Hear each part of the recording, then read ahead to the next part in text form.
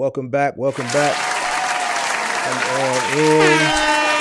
Come on in. How's everybody doing tonight? Thursday night. Let me know where you're checking in from. Ooh, it's a light night tonight.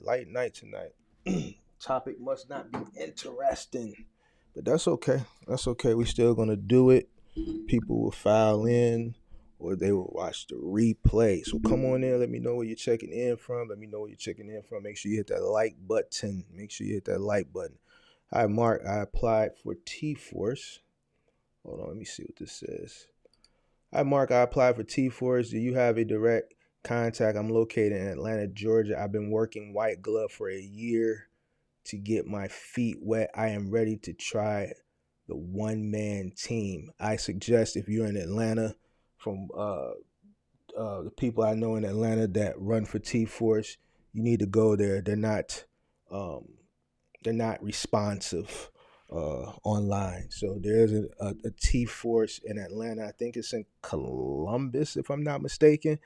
Just Google where that T-Force is at, and you need to go there and apply in person. I know that for sure with that location down there because I know a few people that run Home Depot, and you need to go there and apply directly. All right, so go there and apply directly. MD says XPO is number 10 for you. You talking about the show I did last Thursday when I ranked them. Can't put that. Well, that's you. You know, everybody's entitled to their personal opinion, but you know me, I'm gonna be fair. I'm not a fan of XPO either. You know, anybody that watches my channel knows that. You know that I'm not. You know, I'm not. I can't say I'm not a fan of them. I'm just not a fan of their. You know, they have a lot of insurance requirements. You know what I'm saying? So I'm not a fan of their insurance requirements. But other than that, you know, they are the number 3 trucking company in the country. Any accounts you can think of, any retailer, any manufacturer, any accounts you company you think of, they got the account. All right, so you know I had to be fair when I ranked them, where I ranked them at number 1. So you know what I'm saying, I had to be fair. So I gave them number 1. Interstate Screw in the building. Marky Mark, what's good? My guy New York is in the building. New York is in the building. Who else we got? VA Brian, what's going on? I'm sure the numbers will pick up in a few minutes. Yeah, usually when I come on, it's a bunch more people. But you know, it's Thursday night. The weather is getting warm. So in the summertime, I don't. You know, spring hit, the summer hit. I'm not gonna expect as many people to be in the house on the Thursday night like in the colder months. So I'm already kind of expecting that. You know what I'm saying? It is what it is. That's why I saved the lives so that people can watch the replay. I'm not really concerned about the numbers. You know, when I started doing lives in August, maybe September, it would probably be only 5 or 6 people in here. You know what I'm saying? So, you know, if it's one person in here, I'm still going to do it because it is what it is. You know what I'm saying? The information is the information. People can always watch the replay. It's all good. But I'm sure they'll pick up too. You're right. They'll pick up. They'll file in a little bit later. Michigan in the building. Fidelitone has been good. Okay, you run Fidelitone and XPO. Okay, that's what's up. That is what's up. So come on in. Hit that like button. Tonight we're going to be talking about Small Parcel versus Final Mile. The reason why I want to do that and kind of do a compare and contrast and kind of talk about Small Parcel and talk about Final Mile, because there's been a lot more interest I see in Final Mile now because the spot market, you know, it's the spot market is not, you know, people aren't, you know, happy with the spot market. You know, a lot of people's operating costs are kind of high and, you know, they can't survive on the spot market. A lot of people are trying to transition out of Amazon. You know, a lot of the lanes that were popular last year and the year prior, you know, were, you know, people came in at those inflated rates and they just thought that was just the way it was all the time. I say it all the time, but now, you know, the lane that was less popular in the past couple of years, a lot more interest is coming into Final Mile. I'm getting a lot more requests for information. So I want to do a compare and contrast because a lot of people that come to me, they think it's easy. They think it's easy, and I tell them it's not easy. So I want to, let people know there's alternatives of Final Mile. Big and bulky may not be for you. You may not have the squad for it. You may not have the strength for it. You may not be physically capable to do it. I've had women that have come to me in my DMs, or coaching, and they say they want to do Final Mile, and I try not to be if sexist is if that's the right word. I say, I don't think, you this is probably for you. It's kind of something a man needs to do, but I can do it, and and I just, from a person that's done it, a person that's trained people how to do it, my body, the way my body feels when I've done it, and certain jobs that you do, I just know it's not certain men can't do this job. So let alone, women, you know what I'm saying? So I have to break that type of news to people, and people get upset and blah blah blah. So what I want to do is kind of, compare and contrast small parcel versus big and bulky. You know what I'm saying? You never know what you're going to get on a big and bulky truck. There's refrigerators that weigh hundreds of pounds. There's situations that you're going to get into where you got those straps on. That's a lot of weight sitting on your shoulders. I'm going to show you some videos. We're going to look at some blooper reels, which are, I'm going to show you what these people are doing wrong, and I'm going to show you what these people are doing right. I'm going to show you and describe to you in some videos how what they're doing can be difficult. I'm going to tell you what parts of the body, when I'm showing you the videos, are straining. I'm going to show you the level of difficulty when you get to some people's homes, of how some of these Final Mile deliveries can be obstacle courses. You know what I'm saying? It's not as easy as what people think, and I say that all the time.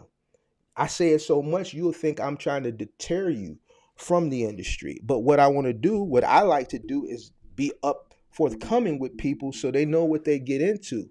You know what I'm saying? I don't want nobody to think, oh, well, I can make $250,000 on one Final Mile truck. So once I learn it and hire people and I get 4 trucks, I can gross $1 million. It's not that simple. All right. It's a lot of work. It's a lot of training, a lot of experience that goes into this. Uh, uh, you know, uh, uh, Physical strength goes in this, as well as mental capability. Like, but you got small parcel on the other side, and that may be a better fit for a lot of people. And just like I said in the video I put out last week, when I was talking about cargo vans and box trucks, some people got box truck dreams and cargo van money. Some people got big and bulky, gross amount dreams, but the physicality and the experience, right, of maybe small parcel of Final Mile delivery. You know what I'm saying? Big and bulky ain't for everybody. It's not for everybody. It's not for everybody. You got to have some dogs on your squad. You got to have some killers on your squad. You got to have some goons on your squad to do some of these big and bulky deliveries. All right, so I got my presentation together. We're gonna go through the presentation, and then we're gonna go through some videos that I pulled. I'm gonna pull them up on the screen. I'm gonna go through them and I'm gonna explain them, and then I'm gonna answer a few questions, and I'm gonna let y'all go on about y'all day. It's up to getting everything ready for onboarding with that capstone contract. Oh man, you move quick. I just put that video out, what, yesterday? God dang. With that capstone contract, doing post office run, e-commerce, good 50 and 20 starts. Man, you move quick. I put that video out yesterday. Shouts out to you. That's what I'm talking about.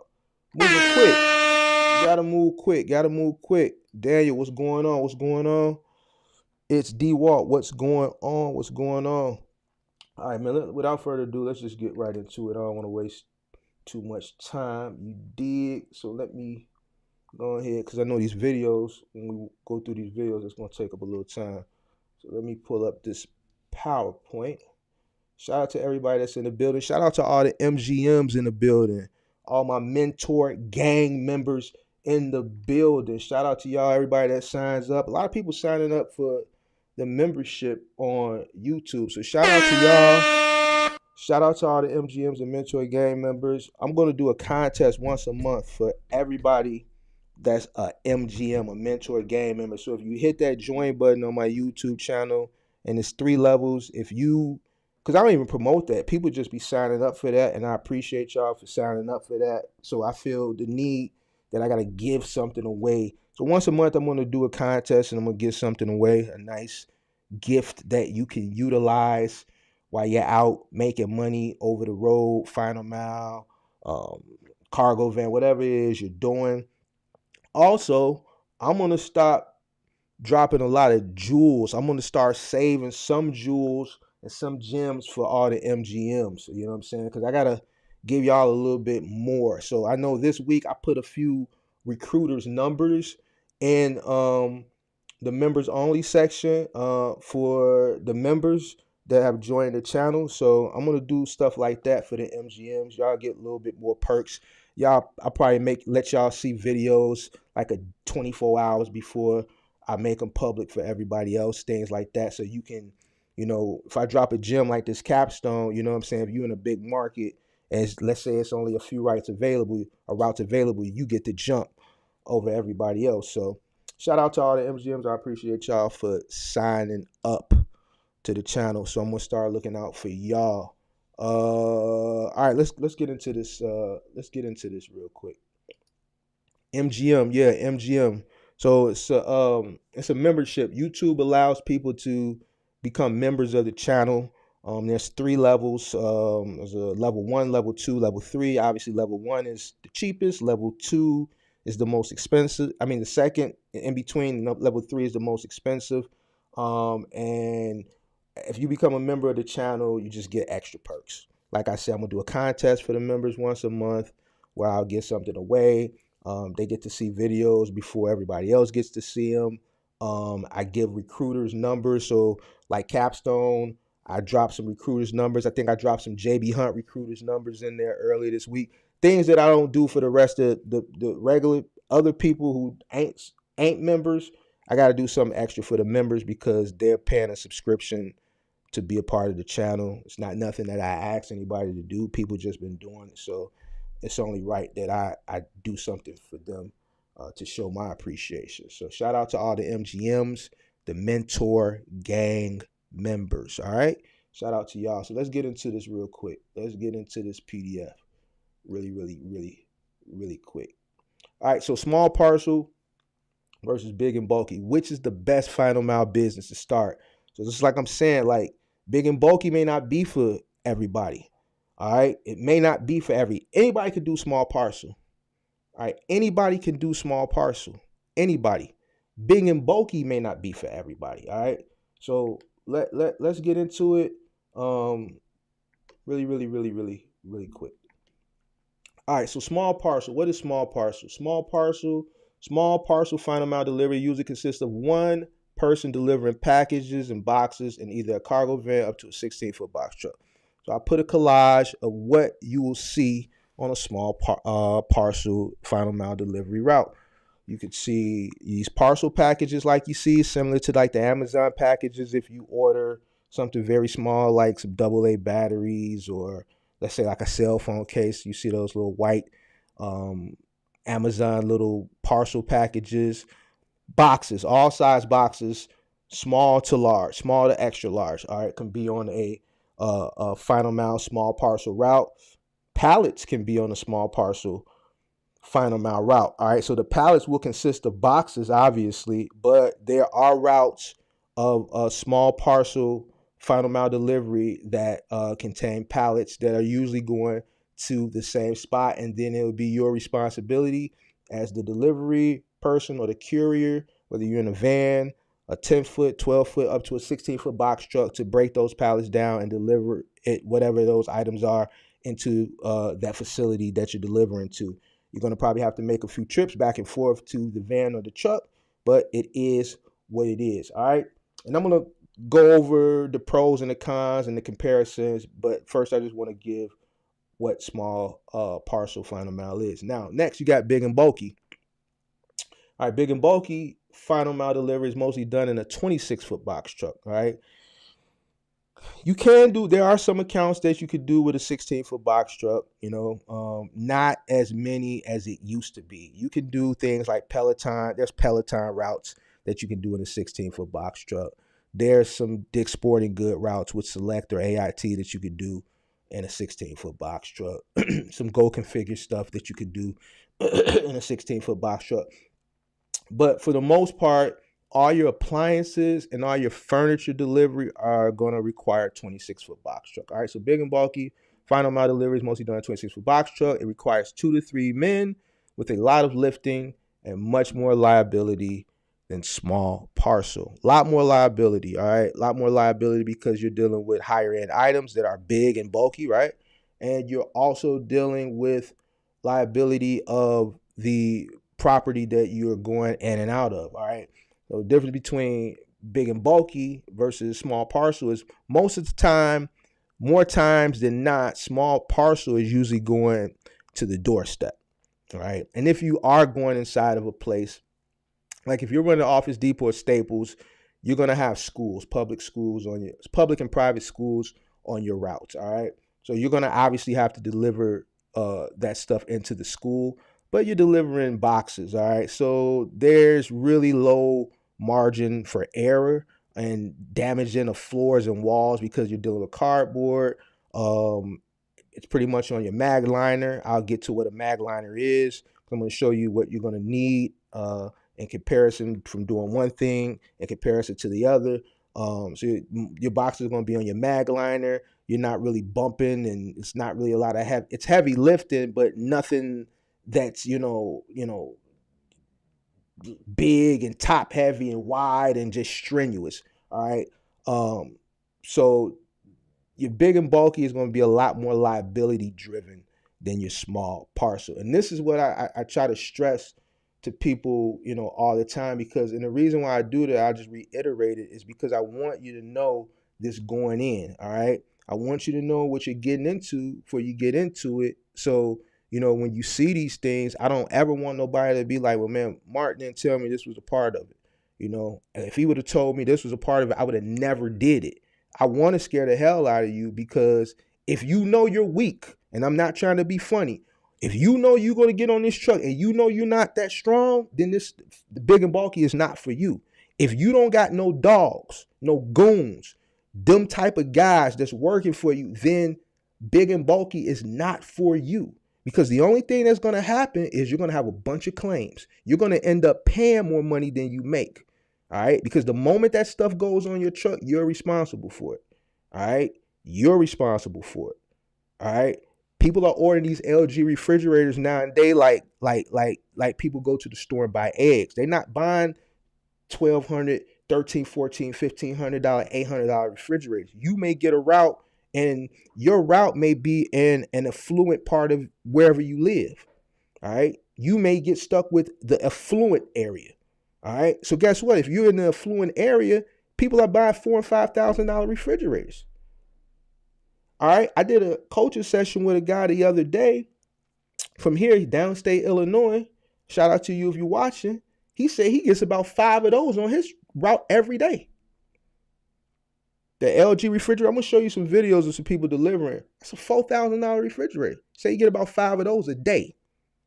So that's about 20 grand just right there. I'm going to show you a video of some guys dropping one. All right. So, and I'm just being honest with you. I don't want to set nobody up for failure. I don't want nobody. It's a reason why these routes pay that much. It's a lot of work. It's a lot of liability. The higher the risk, the higher the reward. You see what I'm saying? The higher the risk, it's a lot of risk. All right. So let me go on so we can get to the good stuff. All right. So small parcel, big and bulky. Small parcel, lower startup compared to big and bulky. Why is it lower startup? One, more times than not, you're going to be in a van. Even if you're in a 16-foot box truck, it's lower, it's cheaper than a 26-footer. I was on a coaching session actually with the same person I was just talking about the other day. It was funny. I got a phone call from Penske while I was on that coaching call with him. And I threw it on speakerphone, you know what I'm saying? Because they were cold calling. Usually when the rental truck company's cold call, sales are down. So sales are down right now for rentals. But I'm gonna tell you the story. So, hey Mark, you haven't rented from us in a while. I'm like, yeah, we haven't rented a truck from you guys since 2019. Well, man, can we do anything for you? No, we don't have a need for box trucks. I downsize. I'm, pretty much on the cusp of retirement.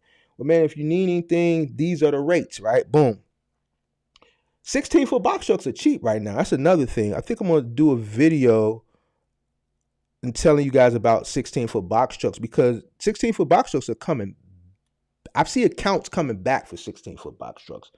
So he told me, he said, man, for a 16-foot box truck, this is with Penske. I don't know if these are just rates they're offering me, because I've been having an account with Penske for about 14 years now. He said $225 a week, 15 cents a mile with 500 free miles for a 16-footer. I said, wow, that's pretty good. I said, well, you know what? Our old mileage rate was 10 cents a mile. You think you could do 10 cents a mile? I'm just seeing what he's going to say, because I want to know the information so I can bring it to you guys. He said, yeah, Mark, we could do 10 cents a mile. So right now, Penske has 16-foot box trucks for $225 a week, 15 cents a mile. You could probably go negotiate that down to maybe 12 cents and 500 free miles. All right. So that capstone video that I did yesterday, that's a great rate if you don't have a 16-foot box truck for that account. One day will cover your rental for the week. All right. And they're giving you 500 free miles. That's a local final mile contract. You shouldn't do 100 miles. And even if you do 100 miles, you may go over 100 miles, let's say 150 at anywhere from 10 to 15 cents a mile. We'll say an extra $10 to $15. You can't lose. So for everybody that doesn't have a truck, that's waiting on a 16-foot box truck, maybe you should look at that capstone account and wait on this next video I got coming out with some more 16-foot opportunities. I think $225 for a 16-foot box truck with 500 free miles and 10 to 15 cents a mile. I think that's a steal. And I think that's a great way to enter into the space, because you're entering at very low overhead and you get to learn the space before you jump into a 26-foot box truck and take on all that liability and all that risk. All right, so anyway, low startup compared to big and bulky. One-man routes, all right? This is something that you can do yourself. You don't have to call anybody or hire anybody. You could go do this yourself. Less liability compared to big and bulky. Like I said before, most of this is either going onto the front doorstep. If you're working in a high density area with a lot of high rises, nowadays a lot of these new constructions have mail rooms, or they have lockers where you'll have like it's called a one-step code, or something, one punch code or something, where you get the code and then you can put it into the locker. They'll have mail room, or you'll leave it at the door. If you're on a route that it has like commercial stops, like warehouses, manufacturing plants, schools, hospitals, court buildings, things of that nature, and obviously you're gonna have to go in those buildings. You don't have to go through the buildings to deliver them to the different offices, or if it's a school, you don't have to deliver them to the classrooms. Pretty much you can drop them in the front office or wherever they accept packages. All right, so less liability in big and bulky. All right, because you're not maneuvering big, bulky things that are shaped weird and really, really heavy. All right, more stops. All right. So you're gonna do a lot more stops with small parcel. Small parcel contracts I've had in the past, like Office Depot, I had routes that were doing up to 50, 60 stops a day. All right, so that's it's a lot, but it's not a lot like you figure UPS guys are doing over 100 stops a day. FedEx guys are doing over 100 stops a day. You got Amazon DSPs that are doing over 100 stops a day. All right, so 50 to 60 stops isn't that bad. It can be done. Lot more, so it's a lot more stops than big and bulky. All right, less pay, it's lesser gross pay. Obviously, you don't have the high risk that you do like big and bulky. Your operating costs are a lot lower. So you're gonna gross lower. It's you're delivering small parcel packages and boxes. All right. Small parcel route, depending on your market, depending on the account you have, looking somewhere on the low end, 200, 225, high end, somewhere between 400 to 500. All right. Most small parcel final mile contracts usually pay per piece. All right, they usually pay per piece. All right, so obviously the more pieces you have, uh, the more money you make. All right, easy to hire if this is something that you plan on scaling. Um, it's hard finding people to work nowadays, period, but it's easier to find someone to do this type of work in comparison to big and bulky, if that makes sense. All right. Less experience needed. If a person has a driver's license and they can read and write and understand math and can understand directions from their smartphone, then and have some level of common sense, then they should be able to do this job in comparison to big and bulky. You have to have some type of physical strength where you don't have to have so much in small parcel. You do have to be able to lift up to 75 pounds, especially if you're doing like Office Depot or Staples, those reams of paper. And if you're delivering them to a school, you're going to have to put 8 to 10 boxes on your mag liner and then be able to move that mag liner with, all those boxes on there. It could weigh up about 150 pounds once you stack so many reams of paper. A lot of bending over, you know what I'm saying? So, it may put some strain to your lower back because most of those Office Depot and Staples accounts, it's mostly paper. All right. Package stuff you really don't have to really worry about, but that's as much physical labor you're going to do with small parcel. Obviously, in comparison to big and bulky, you got to have good core strength. You got to have good upper body strength. You got to have good leg strength. And when we go through these videos, I'm going to show you what, each delivery, what part of the body you're utilizing and that you really have to have that strength for. All right, now let's get over to big and bulky. Liability driven. Once again, a lot of liability. The moment you put those items onto the truck, they become your responsibility. All right. Sometimes things get damaged in transport. If you don't have them strapped properly, if you don't have them blanket properly wrapped properly, it's on you. Sometimes, a person, because see, with these refrigerators, and I'm going to show you later, when you're doing these deliveries, you're delivering this stuff unwrapped. You can't deliver a refrigerator package. It's not going to get through the door. All right. So you gotta be cold. All right. You gotta know what you're doing. All right. So while it's in transport, you still want to have some level of protection. Because see, what some people will do, they'll ratchet it to the sidewall of the truck, and then where you ratchet it at that metal piece, when you're driving, it rubs against the stainless steel or it'll rub against the side and it'll scratch it. So you might want to put a piece of cardboard there or leave the cardboard styrofoam on, or take a moving blanket and right where the ratchet strap is at, where you ratchet where the metal is at, you stick a blanket right there so when it's rubbing against the stainless steel, it doesn't scratch it, all right? Because a person will refuse that once you get to the delivery. If I spend $4,000 or $5,000 on a refrigerator, I'm looking at it. When it comes off the truck, before you guys even, because I'm in the business, I know the business, so I'm not going to let you bring it into the home and be like, oh, there goes a scratch. I'm going to go out to the truck, I'm going to go downstairs like I always do, and I'm going to inspect it there because I have respect for the delivery guys because I'm in the industry. I've done it for years, so I don't want them wasting their time. You know what I'm saying? Bringing it up, and then I see something, so I give them that respect. It's like a mutual respect. So I go down and I inspect it at the truck. If I see something, I'm gonna refuse it for this. I'm gonna write on there because ultimately now that goes on the crew. All right, because if it got signed out 9 times out of 10, it wasn't like that when they loaded it onto their truck. All right, so it got damaged in transport. Liability driven from that aspect, liability driven once you start bringing the items into the home. Mistakes happen, walls get damaged, floor gets damaged, sometimes the items get damaged. So you got more liability to the actual goods, more liability to the property. This job requires 2 to 3 men. There are final mile routes that have 3 men on them. All right, usually those are the real rough routes. I can tell from my market, inner city routes are rough. For me being in the industry a while, dealing with different logistics companies in Chicago, a lot of the contractors rather deal with the suburbs. Why do they rather deal with the suburbs? Obviously, the suburbs, the houses have more, better floor plans.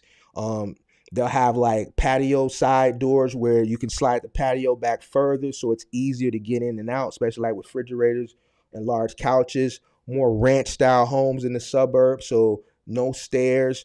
In comparison to the city of Chicago, you got second, third, fourth, fifth floor walk ups. You got bungalows that were built in the 1920s. You got ranches that were built in the 1910s, 20s, 30s, late 1800s. You got Georgian homes that were built in the 1940s.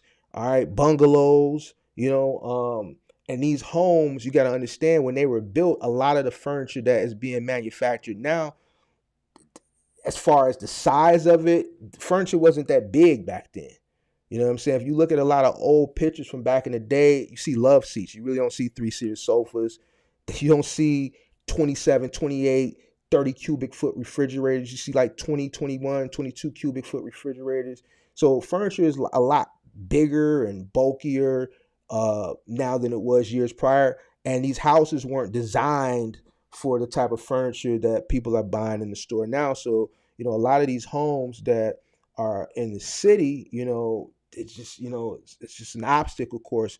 The 2 flat apartment buildings, really, really tough. The 3 flat apartment buildings, really, really tough. So just more obstacles in the city, and the more obstacles, the more room for error, more liability. You see what I'm saying? Because some of these deliveries in the city are tough. New York is the same way. You know what I'm saying? Tight hallways, tight staircases. All right. You have to be really experienced to kind of, maneuver some of this big and bulky stuff in some of these real high density metropolitan areas like New York and Chicago. Um, so installation. So 26-foot box truck. You're gonna need a 26-foot box. May require assembly installation. So you're gonna need tools, hookups for appliances. Some furniture contracts you have to put the legs in. You're gonna need an impact drill. You're gonna need a good bit set. You're gonna need extended bits. Some of the couches, the legs have the deep hole with the long screw, and you actually have to drill it in and actually make the hole. So a regular driver drill or a regular impact drill with a normal size bit is not going to cut it. You're going to need the extended bit. You're definitely going to need an impact drill and a driver drill. You're going to need all the bits to go with it. And just a normal tool set. I would build a tool set over time. You're going to need a good tool set. All right. So make sure though you have an impact drill and an impact bit set and a driver drill and a driver bit set. The reason why you should have both is an impact drill is really, really powerful, and not every assembly calls for an impact drill. A lot of this furniture that they're selling now, like IKEA has that press wood stuff, which is not real wood, and an impact drill. I just open that thing up, and once it splits, it's over with. It's on you now. That's something you just bought that you can't even use because you split it. So you get to use a driver drill for that. Impact drill for more powerful stuff like when you're making holes into the bottom of the couch, screwing legs. All right. More equipment is going to be needed. You're going to need hand trucks, furniture dollies, appliance dollies, shoulder straps, hump straps, forearm straps, moving blankets, ratchet strap, shrink wrap, movers tape, carpet, and floor runners. All right, a lot more equipment. The only equipment that you're going to need for small parcel is a mag liner. That's it. Strength. You're going to need strength. And this is something that I argue with people, all the time. They think it's simple. I've argued with women that have come to me for coaching that swear they're going to be able to do this. You see what I'm saying? Listen, I'm not the strongest guy in the world, but you know what I'm saying? For my size, I'm really strong. You know what I'm saying? I'm 5'8", I'm 165 pounds, and I can bench press 225. All right. I'm strong. All right. The guys that I've had working for me over the years, that have come and gone are strong. Killers, ex-felons, people that have been in the penitentiary, just guys that have the physical strength to do this labor-intensive job. All right. You have to have strength. This is not something that if you aren't active or if you don't work out, if your shoulders are just wimpy, if you got to have broad shoulders, you got to have a chest, you got to have forearms, you got to have biceps, you got to have triceps. Most of all, you have to have core strength. All right. You got to have core strength. If your core is weak, big and bulky is not for you. All right. So beyond the arm strength, the muscles, the triceps, the biceps, the chest, the shoulders, your leg strength, you have to have a strong core. And I'm going to explain to you why a little bit later. All right. You got to be mechanically inclined. All right. You need to be mechanically inclined. All right. Because you're going to have to do some hookups. You're going to have to do some assembly. A lot of claims come, not from damage to the floor, not from damage to the walls, because people hook up things wrong.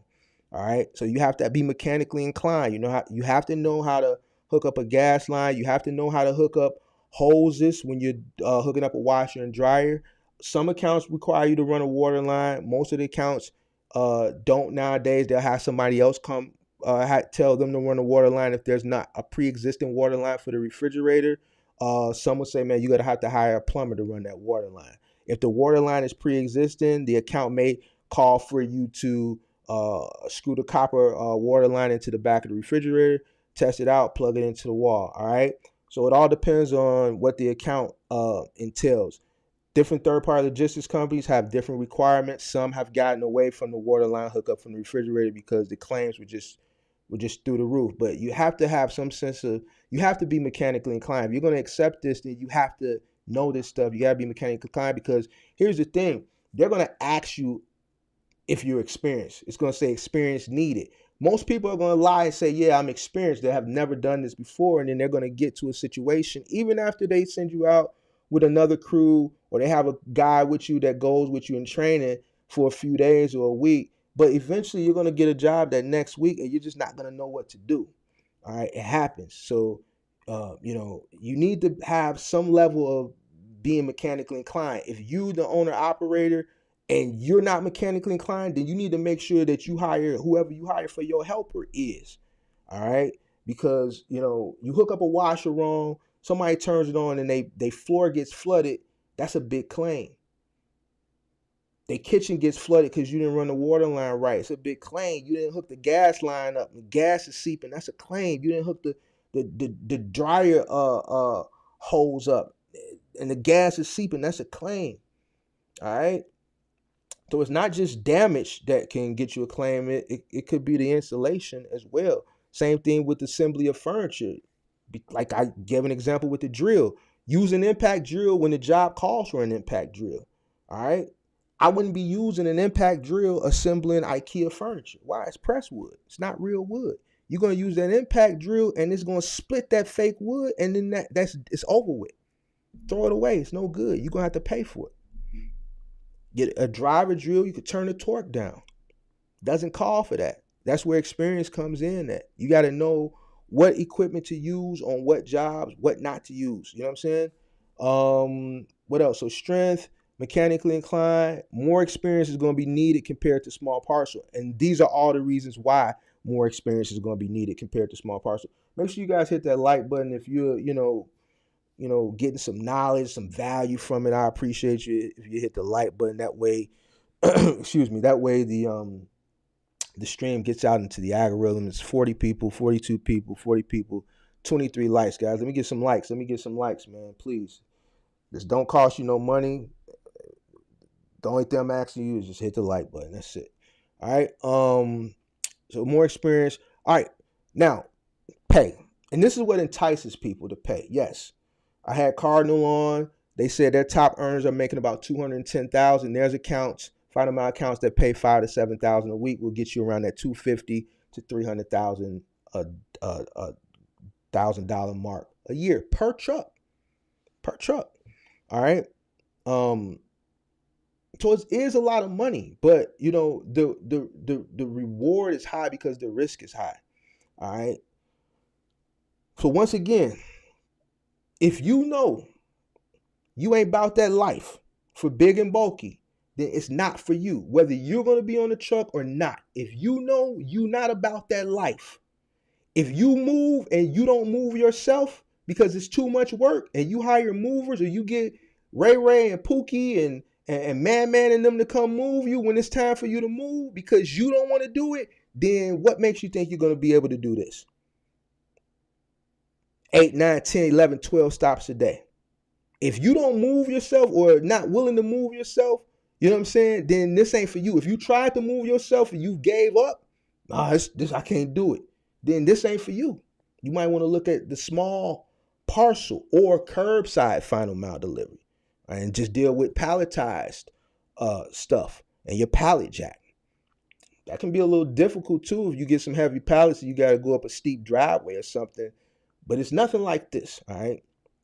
So, because of the high risk, because of the level of difficulty for this is why you're making $250,000 a year per truck, all right, compared to small parcel. All right, let's move forward. All right, so here's the equipment. I really laid it out for y'all. You know what I'm saying? I really laid it out for y'all. So small parcel, only thing you're gonna need is a mag liner. Mark, what's a mag liner? That's a mag liner right there. It's about $300-400. Some cost $5, depending on, the weight capacity you get. You can start off with like the $250-300 one. All right. It's a dolly. Mag liner is the manufacturer, it's the brand, right? And as you can see, you can have it standing upright or you can lay it down, and that way you can stack more boxes and push it, right? This is what you need if you're doing small parcel final mile, you're dealing with boxes. If you're just dealing with packages, then obviously you don't need this.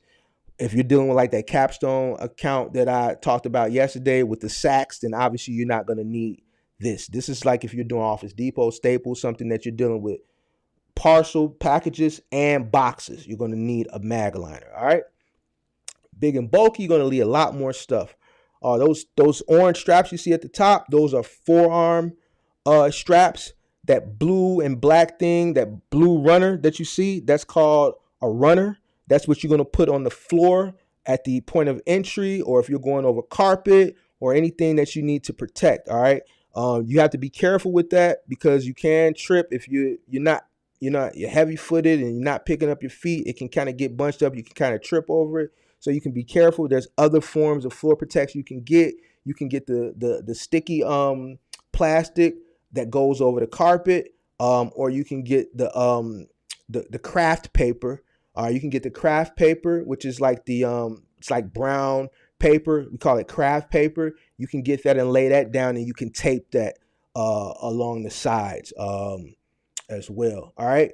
Obviously, you guys know what a moving blanket is. Those straps you see in the middle are shoulder straps. That straps you see under the shoulder straps are hump straps. That tape is movers tape. You want to get movers tape. You don't want to go to Osco or CVS or Walmart and get packing tape. That's not going to cut it. You need to get movers tape. All right. Movers tape. It's strong for one. And when you put it on furniture and you peel it off, it doesn't peel off the finish of the furniture. That's why it's a little bit more expensive. When you go to Walmart and you get all that shipper's tape and all that stuff, you put that on furniture and you peel it, it peels off the finish, and then that's a claim. Movers tape doesn't peel off the finish. All right. It doesn't peel off. You're going to spend some money. You can't get this at a regular store. You can't get this at Walmart. The movers tape they have on Amazon, don't order it because it's cheap movers tape that was made in China or something, and it's just not good. It sticks to the stuff. You see the little sticky film left on the furniture. It's not good. You got to go to CDS, right? Or you got to go to New Haven. CDS and New Haven, which are moving supply warehouses, all right? They're not, they're scattered throughout the country, but they're not everywhere. So if you're in one of those places where, you don't have one, you're going to have to order this stuff. This is where you get moving tape from, CDS in New Haven. All right. You see a shrink wrap under there because you're going to need to shrink wrap some things, right? That's a furniture dolly under the hump strap. This is an appliance dolly. You're going to need that obviously for refrigerators.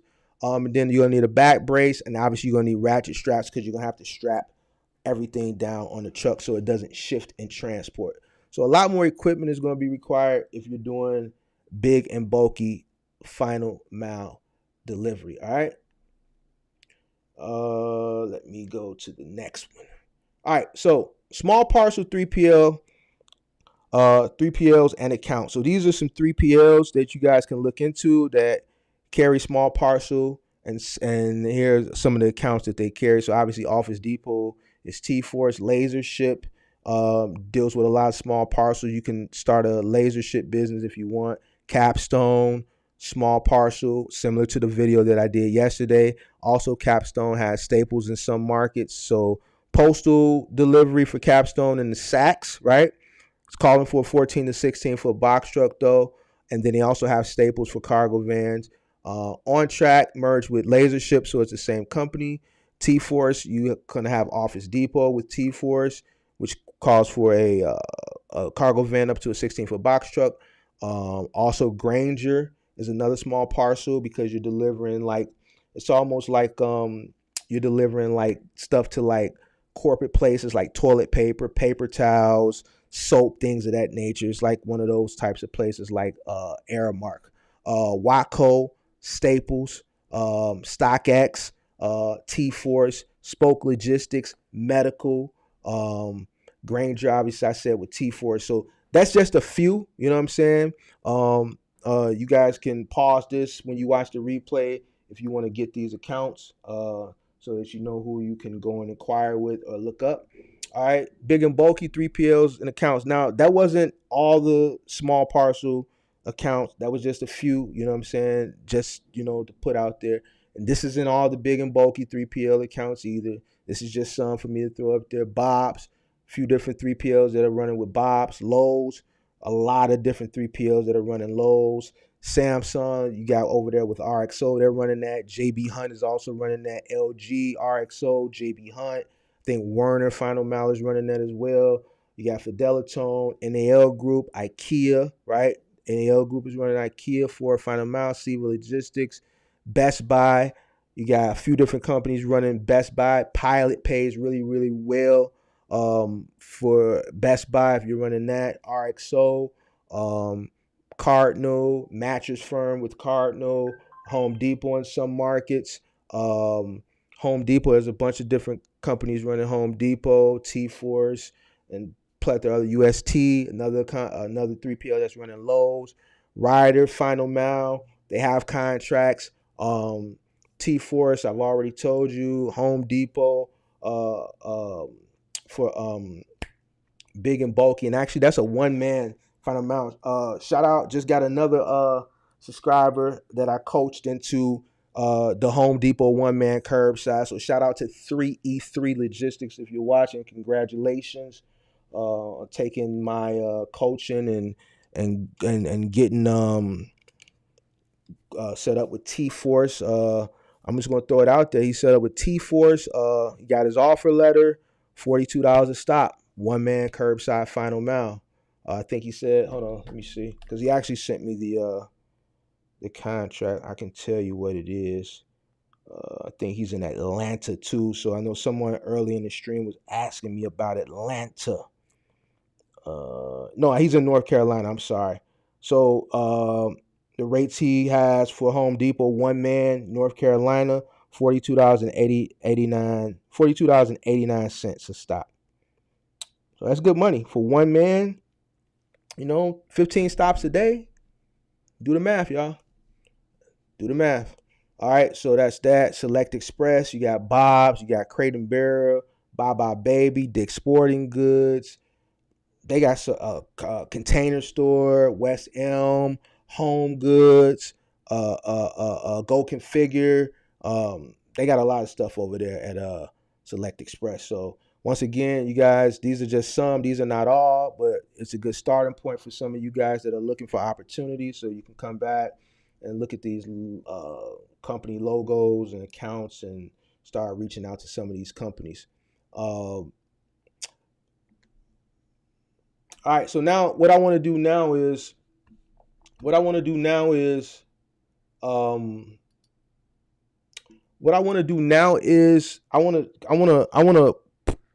to look at some videos, all right, that I snatched. I went through a bunch of videos and we're going to do some basic training. We're going to do some training.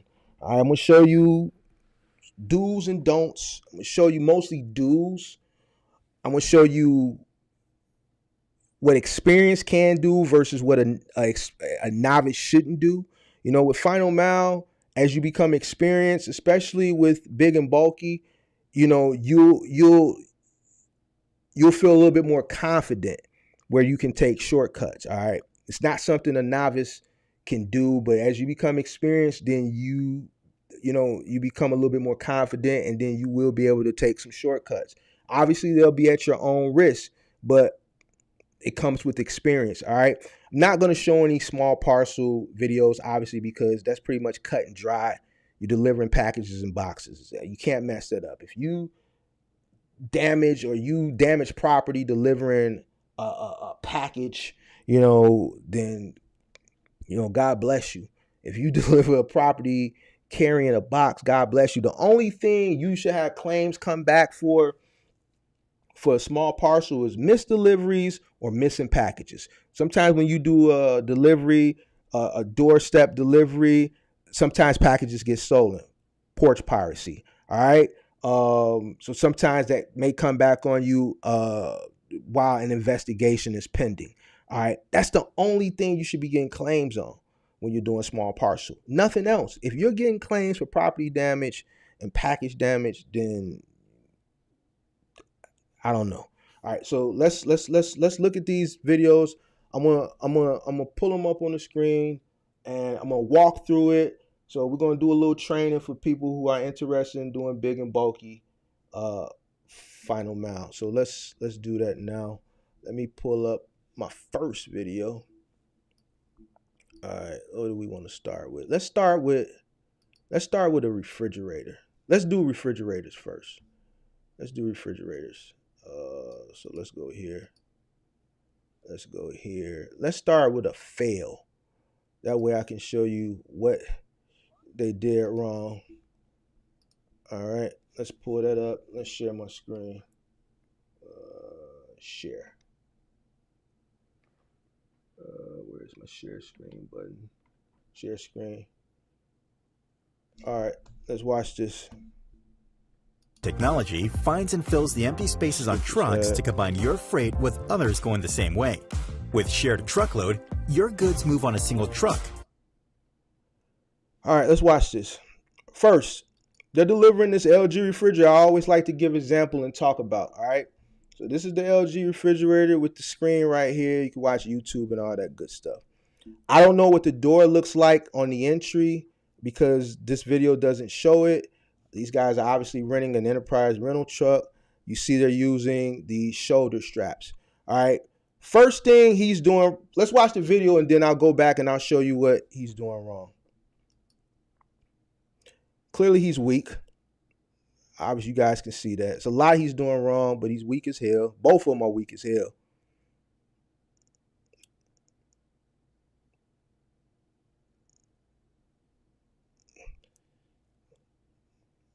It's going to show another angle.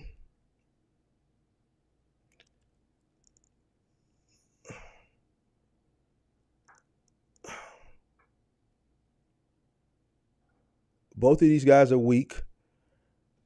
Boom. All right, so that refrigerator is done. That's $4,000 that they're going to have to pay for it. So what I'm going to do is rewind this back, and we're going to walk through this for anybody that's looking to do this type of work. All right, hit the like button. Yeah, Daniel said 50 watches, 35 likes. Guys, hit the like button. It takes time to put this stuff together. I don't ask for no money. All I ask for is you hit the like button. All right, hit the like button, hit the like button. All right, so let's go through this. Let's go through this. Do me a favor, guys, hit that like button, hit that like button, hit that like button. Where's my post? They don't need a dolly. They don't need a dolly for this one. But I'm gonna go through it. Let's go through it from the beginning. All right, first thing. The video doesn't start when they're at the bottom before they start ascending, but his straps are too loose. His straps need to be tighter. It's too much slack in between the person that's ascending, that's at the bottom, and the person that's at the top. It's too much slack in that strap. All right. The steeper the stairs, right, the tighter the strap gotta be. All right. The steeper the stairs, the tighter the strap. All right. Now here, in some situations, depending on the stairs, you may not be able to use a strap. If the stairs are really steep, you can't use a strap. All right, you can't. All right, but in this case, they can get away with a strap, but they don't have it strapped properly.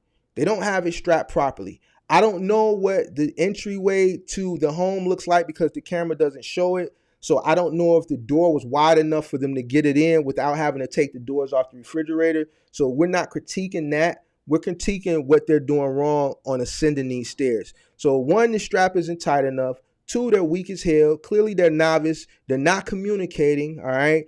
He's too far away. See, his back is arched. His back shouldn't be arched at all. When you're carrying this thing needs to be upright. It may be at a little tilt going on the decline for the guy at the bottom, but he has to lean forward just to grab it. He should be like this all the time or like this and just guiding it and holding it. Once he starts ascending the stairs here, you can see he can't even reach it. He's trying to hold on. He made a mistake there. He took his hand off of it. He's weak. He doesn't have the lower body strength. His straps is not tight enough. His shoulders ain't strong enough. There's no way they're going to get that up the way that strap is. All right. You got 200-300 pounds dangling on a strap. You got to hold it with both hands. That's $4,000. That's $4,000 gone. Let's look at it from this angle. See the guy at the bottom? The guy at the bottom is not strong enough either because he should have been able to save it. He can't even get up the stairs. He pushing. Strap. See all that slack? That's too much slack. Now, what I'm going to do now is I'm going to show you the right way to go up the stairs. I'm going to show you guys the right way to go up the stairs, all right? Let's look at the right way to go up the stairs. Let's see here. Let's look at the right way to go up the stairs. So that was the wrong way to go up. Now, let's look at the right way to go up. Let's look at the right way to go up. Where is that? I had a video. Oh, here it is. Let's pull this one up. Oh, no, that's not it. Hold on. I got it. See y'all.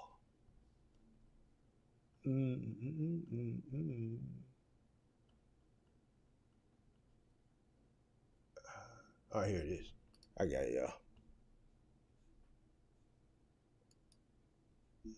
All right, let me make it big. Let me share my screen. All right, now I'm gonna play it out. Then I'm gonna critique it. Let me show you what they're doing right.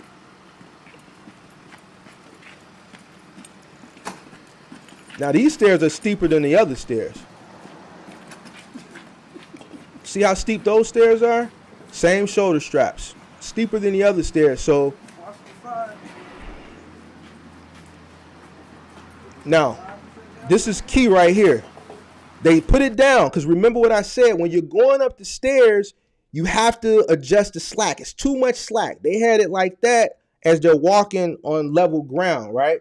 While they're walking on level ground, that was fine. But to go up the stairs, now they have to squat and shorten up the strap. Watch. Squat, shorten up the strap.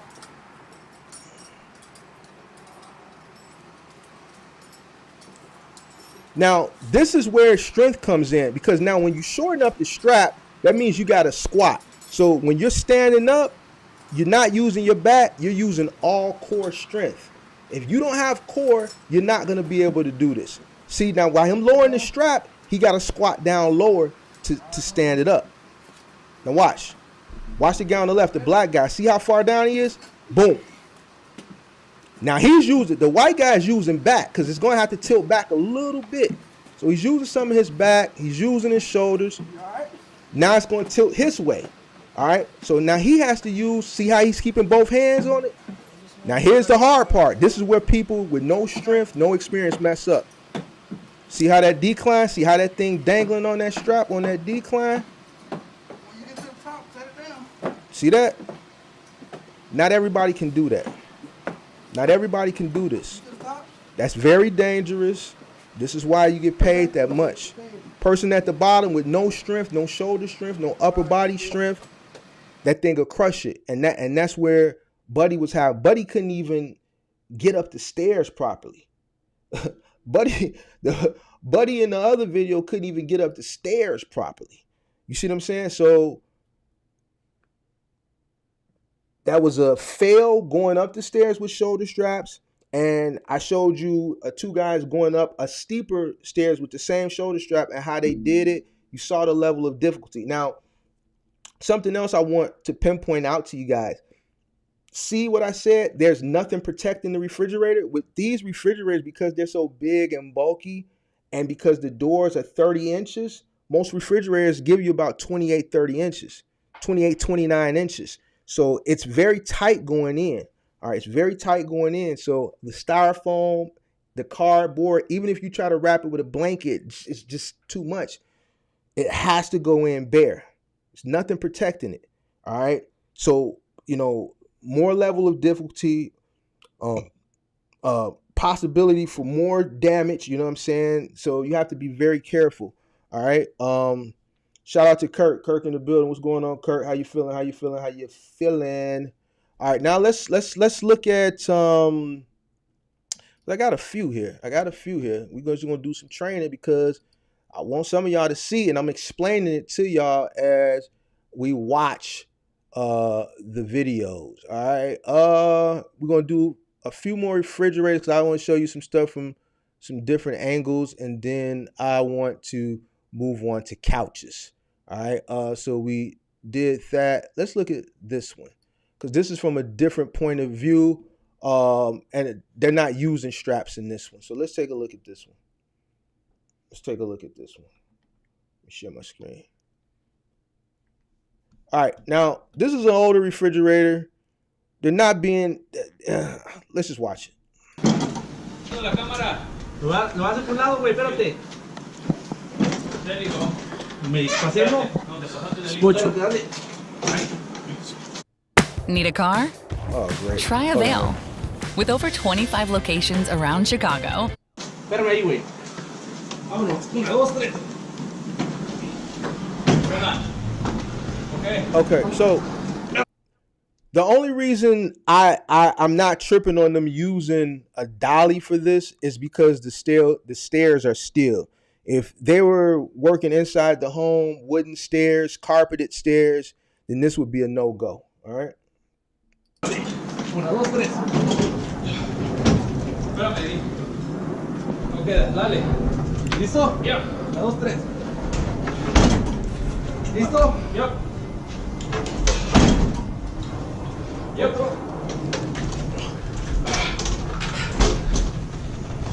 Aquí estoy, güey, si quieres bajarlo. No, ahí que baje Right, ya now, con el diablo, ten. Look how close. Bájalo, I wanna mute the Ya no le estiras un poquito, yo quiero bajar, güey. Hold on, where's the mute? No llego para acá, güey, tú agárralo. Now look how close it was to the railing. All right, this is an older refrigerator. These guys are movers. Obviously this customer is not too, they don't probably care if it's scuffed here or there, obviously, because it's already got some scuffs on it. They got the doors shrink wrap closed so they don't fly open. Me personally, the way I trained to do refrigerators in this type of situation would be with the hump straps. This is a hump strap job. Different crews are going to do things different. You know what I'm saying? You got some people that are still old school that put a refrigerator on their back with a hump strap and go all the way up. That's not the way I've trained. You know what I'm saying? With this, we hump strapping that thing. You got a guy at the top. He going to throw the hump strap at the bottom, cuff them legs. He going to rest that thing on his chest. He going to come up and he going up the stairs, chest out, refrigerator holding his chest.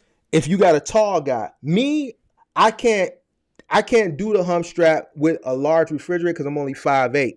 So the refrigerator is going to be a little bit over me, but a tall guy can do it. So you want to put the taller guy at the top. So if it's obviously two guys, you want to make sure the taller guy's at the top if you're using the hump straps. All right. So basically, this was I wanted to show you guys getting one up with a dolly. It was okay in this scenario, and the reason why it was okay in this scenario is because the stairs were steel. If the stairs would have been wood, if the stairs would have been carpeted inside the home, if the stairs would have been concrete, I probably would have stayed. But they had an appliance dolly. It has those rubber guards on the back of it. So, and this was a move. The refrigerator was old. The customer, you kind of feel your customers out in the moves. Obviously, certain, what you can get away with. That's all I'm going to say. You know what you can get away with. So that one was acceptable. Let me see if I can show you some more. One more maybe refrigerator. I think that is it for here's a good one. Here's some appliances, stackable washer and dryer. Now I'm going to show you how to do a furniture dolly and a refrigerator and a tight stairwell. And I'm gonna watch this one, and I'm gonna critique this one as well. All right, let me pull it up. I'm gonna turn the sound on. All new Pilot Trail Sport, part of the Honda line. Vamos a ver cómo estamos moviendo este sofá grande. No, agárrate. Oh, no, this is a couch. Hold on. Oh, you want to? Sí, ahí está grabando ya. I want to do this. Grabes bien, I want to do the refrigerator. I want to do the refrigerator first. Hold on. I want to do the refrigerator first before we get to this one. This is a good one too, but I want to do this refrigerator. Where is it at? I want to do one more refrigerator, y'all. Give me 1 second. Here you go. This one I'm looking for. Yeah.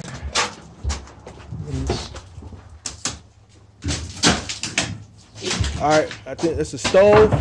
All right, now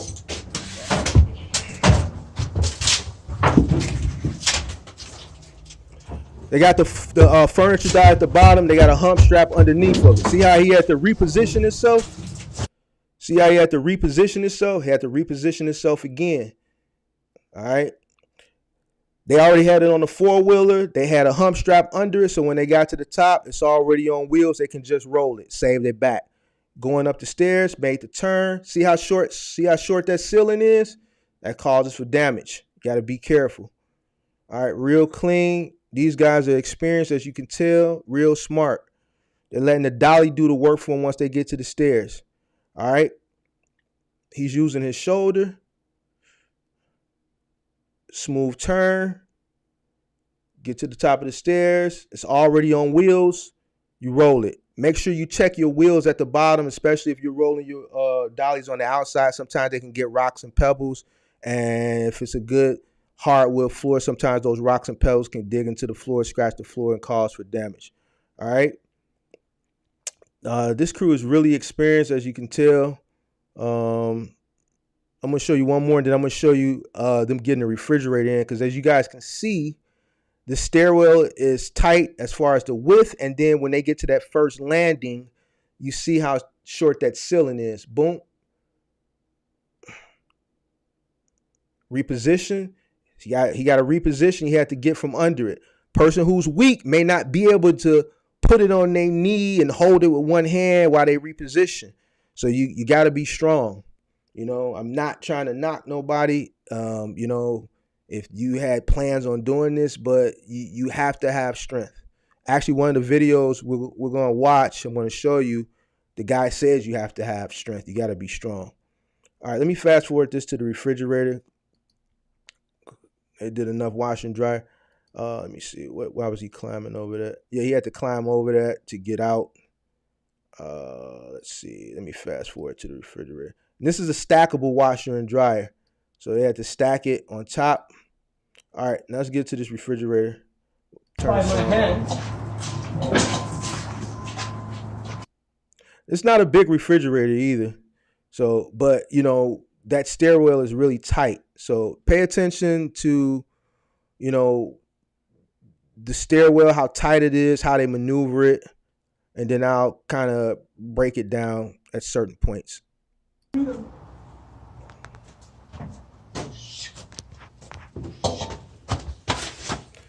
It's on wheels. It's got to come off wheels. It can't go up the stairs on wheels because of the height of the ceiling. So, can I hold it for now? You ready? Yeah? No. Good communication. Communication is very key when you're doing final mile. team has to communicate when you guys are doing these deliveries, because the person who's on top of the stairs, he can't see what's down bottom, and the person down bottom can't see what's up top. So if there's any obstructions or anything, you have to let each other know. You got to communicate. Now, I usually train to tape up the cord, but he's holding it. These guys are experienced. Okay. Doors are still on. First landing. Look how tight it is. Look at the arms. Look at the arms on the door, the window. Look at the wall. Notice they put something down to protect the carpet. No, see that styrofoam or that plastic, whatever they put down to protect the carpet, cardboard? I don't have any tape.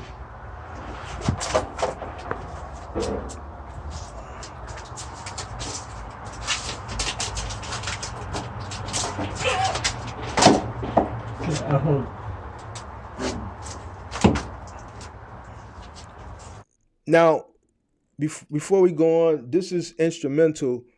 When you're ascending the stairs, they went up one way, all right? So you got to know when you make the turn which way the refrigerator needs to be faced before you start ascending. Same thing with a couch I talked about a few weeks ago. You want to make sure the cushion open side rides along the banister, and I'll show you that in an upcoming video, because here they have to tilt it back. So let's get back to it.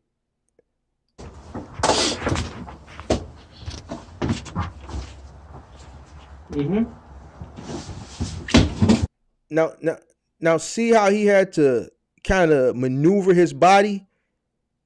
He couldn't get right behind it because of the space, so he had to maneuver his body a little bit. All right? See this? Boom, now he's under it.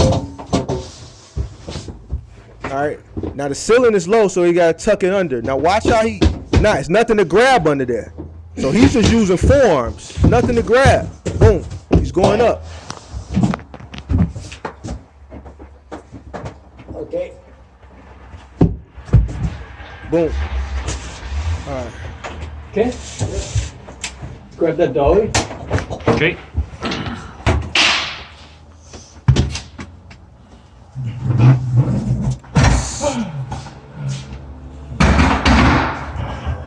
See, that's why he had to set it down once he got to the top, because it was too high. So he had to lower it because that ceiling is low.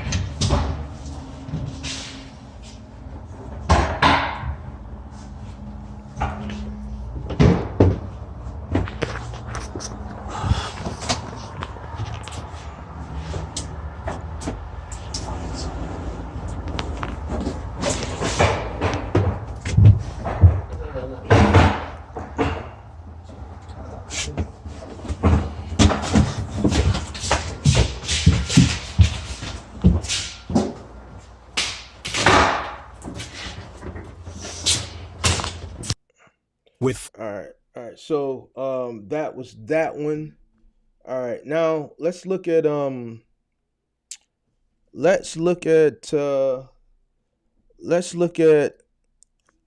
think I'm done with refrigerators. Sometimes you got to take the doors off the refrigerators too. In these instances, the doors didn't have to come off. So let's look at a sofa. Let's look at a sofa. I want to show you a sofa and a stairwell, and I want to show you how to properly go up, and I want to show you what it entails, because, you know, some people, it goes back to physical strength. You know what I'm saying? I can't express that enough. You know, claims are very, very real, you know, and claims will kill you in this business. So let me show you the type of dog either you need to be, or the type of dogs you got to hire. You need dogs now. Let's do this one. Let's do this one. Blow this one up.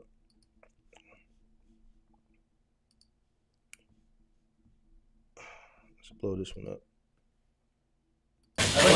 Sound like he said bed. Oh, make a hole and then come like that. You'll find out. This is up 5 flights. It's up 5 flights. Now look. They never put it down. Go up over the banister. Go, Pete. That's all shoulders and chest. You gotta go up. Up over the banister. See that? Like I said, up over the banister. Go up. You gotta go up. Go up. They never set it down. They dogs. See, these some dogs. Go up.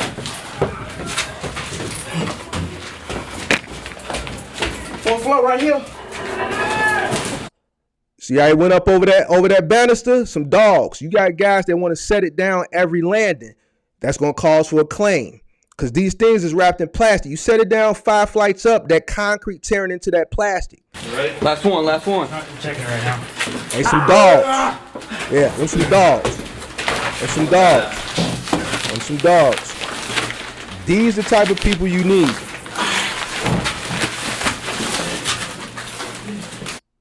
All right, so they never set the thing down, not one time. It's guys that's going to want to stop at every landing and catch their breath. And all right, they want to go up, set it down, turn it, lean it back halfway up the stairs, and then go up to the next landing, set it down, twist it. Nah, that stairwell was wide enough that they can go up clean the whole 5 flights without setting it down. Cause shoulder strength, upper body strength, little leg strength, but mostly upper body. The guy at the top was a dog. Every single landing he hit, when he made the turn, he had to reposition the couch. And see, here's what I'm talking about, like upper body strength, because a lot of guys, once they get to that landing and you're carrying it like this, right, you have to be able to go from here to here and then start making that turn going up the stairs. A lot of guys don't have the upper body strength, so when they're going up that first flight of stairs, right, they get caught on that turn because they don't have the shoulder and the chest strength to go from here to here. So what they have to do is set it down or swoop down to kind of and all that. You can't do that. You can't do that because that calls for claims. That's what makes your day go longer, because every single flight you got to stop because you can't go from here to here. All right. He went from here. When he got ready that turn, he lifted it, dropped it, hit that second landing. He got it here. He didn't have to go down here. He didn't have to set it down because he didn't have. So it is what it is. All right. So let's look at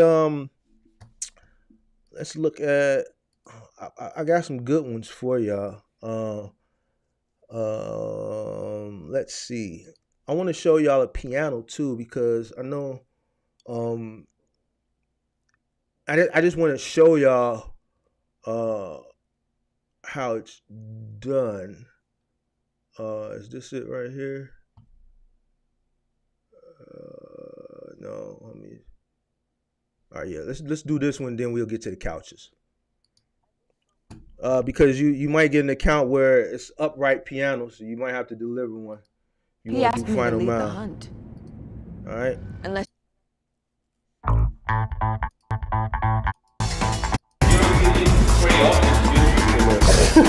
I really appreciate it.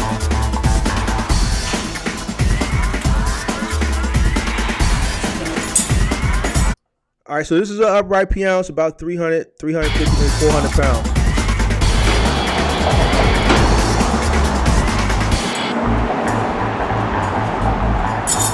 Well, you had to be strong too, man. Now you heard him. He said you got to be strong too. They using the shoulder straps. This is what I train to use when we do pianos. We don't do pianos no more. Too much liability. Now, with this, see how I talked about earlier with the refrigerator? With this, because they're going up, I think 4 flights of stairs in this video, you can't have that much slack because it's gonna once he starts going up, it's gonna start coming down onto the person who's at the bottom.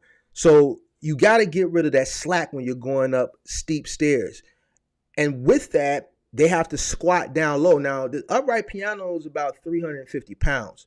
So you're squatting down. So you're using your core strength to stand up. All right. You're using your core strength. You got to have core.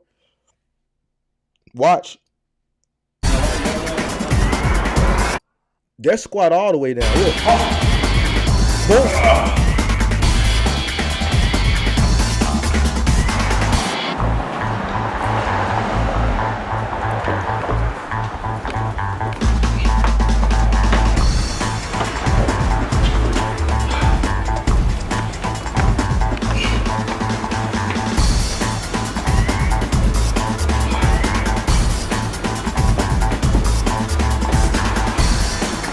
Four flights of stairs in under a minute. Yeah, right there.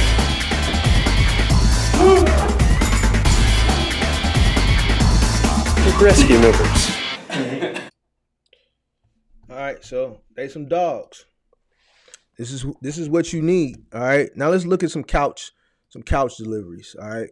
I want to show you. Well, I did one couch delivery. I showed you the one. I showed you the piano. I showed you the couch. Let's look at a couch delivery that was. Let me see. That was a tight couch delivery. Tight. No, let's look at this one from a different point of view of how to deliver a couch.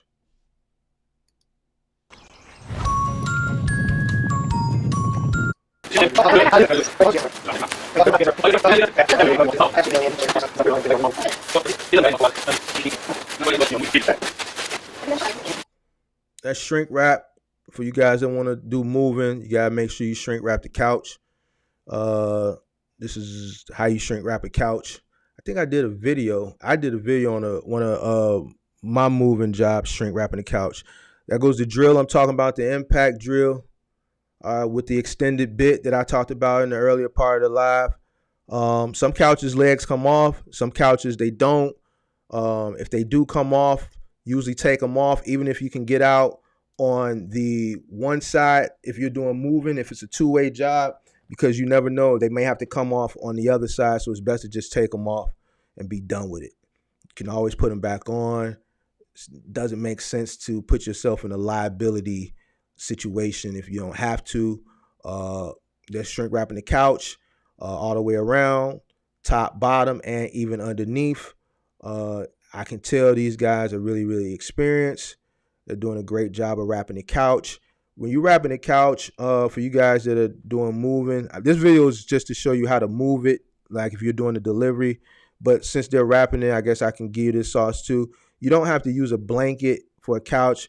Make sure you get 80 gauge shrink wrap. Don't get the 43 gauge. Don't get the 50 gauge. Don't get the cheap shrink wrap. Get 80 gauge. It's thicker. It's more durable, and it doesn't tear as easy. All right.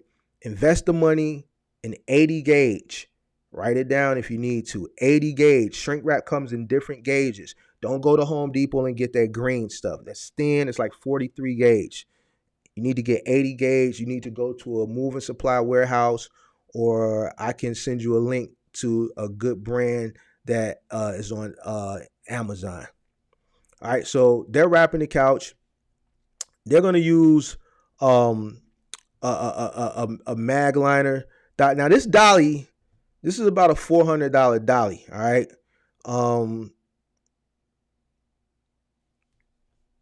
And what they're going to do is, I think I watched the video. Yeah, they're just going to go down the stairs with it on the dolly. All right. So this is another way, depending on the situation. Since this is a straight shot down, this turned into a one-man job. All right. Turned into a one-man job. He can do it himself. These guys are experienced. I think it's another flight. But the stairs are wide. They have the right equipment to do the job the right way. And it only took one man. The man wrapped the couch, put the couch on the dolly himself, and he's taking it down the stairs himself, guys. So that's another way you can deliver a couch, going up or down, even on reverse logistics, because if you're doing 3PL final mile delivery, you may have a pickup on your right, or it may be a 1-in-1 where you're dropping off one and you're picking up one. So in this case, let's say you were dropping off one and you were picking up one, and the stairs were wide. You got the right dolly. You can do this by yourself. Boom, the stairs are concrete. All right. He has the right dolly. All right. So that's that. All right. That's that one. I think I got another good one I'm going to show you guys. And this one is a tight one. A tight one. Hold on. A tight one. Yeah, make sure you guys hit that like button for the kid. Make sure you hit that like button. Let me see. Where is that one at? I showed you that one. There was one more I had. Hold on, y'all. Where's my history? I thought I saved it.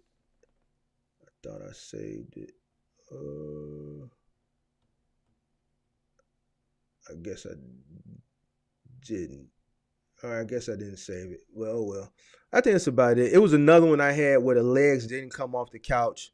It was really, really tight, and I wanted to show you how they got it in. Oh, here's a good one I didn't show y'all. Here's one, a refrigerator I wanted to show y'all too. I'll show y'all this one, and then that'll be it.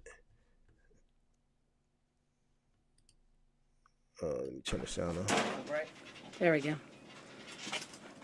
So this is not pizza. This is a refrigerator. All right, so this lady talks a lot. I don't really like customers like this when you're doing a job like this that's in the way, because, you need to concentrate. So, usually in a situation like this, before I play the video, if you have one of these customers, just politely be like, you know what, ma'am or sir, can you please just step out of the way? I don't want you to get hurt. And usually they'll get the picture and they'll leave you alone. They're using the shoulder straps. They're keeping the doors on, but they took the French door out at the bottom. Oh my God. They got rid of the slack. Going up the stairs, you got to make sure you get rid of that slack. Nat. See, that's how those first guys made that mistake and it tipped over. Natalie. For those that came in late, I show you what happens if you don't take the slack out. All right. So now, since they got up the stairs, he loosened up the slack, right? So he don't have to squat down and put all that pressure on his lower back and on his shoulders. He can stand straight up.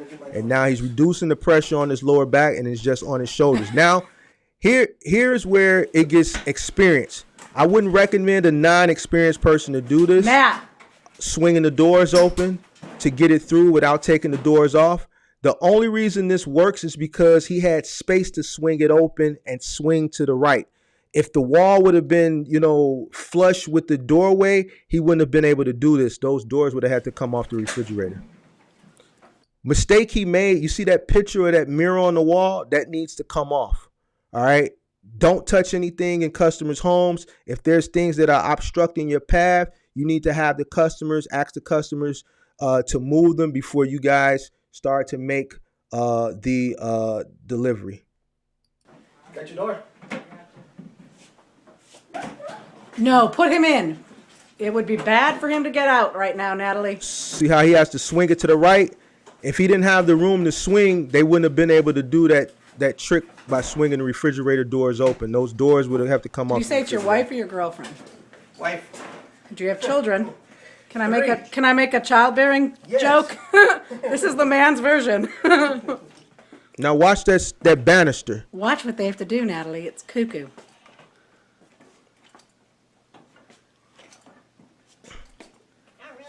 Just wait. Put it down. We gotta go over the steps. See, she's just all in the way talking. I just don't like customers. Now into the kitchen. Like, why are you get out the way? Shut up. Now watch he got to do it again. Not making it look as good. He just has to open the door to jimmy through. See how he swings it? He has space. You can only do that if it's space. You got to open in space on the inside.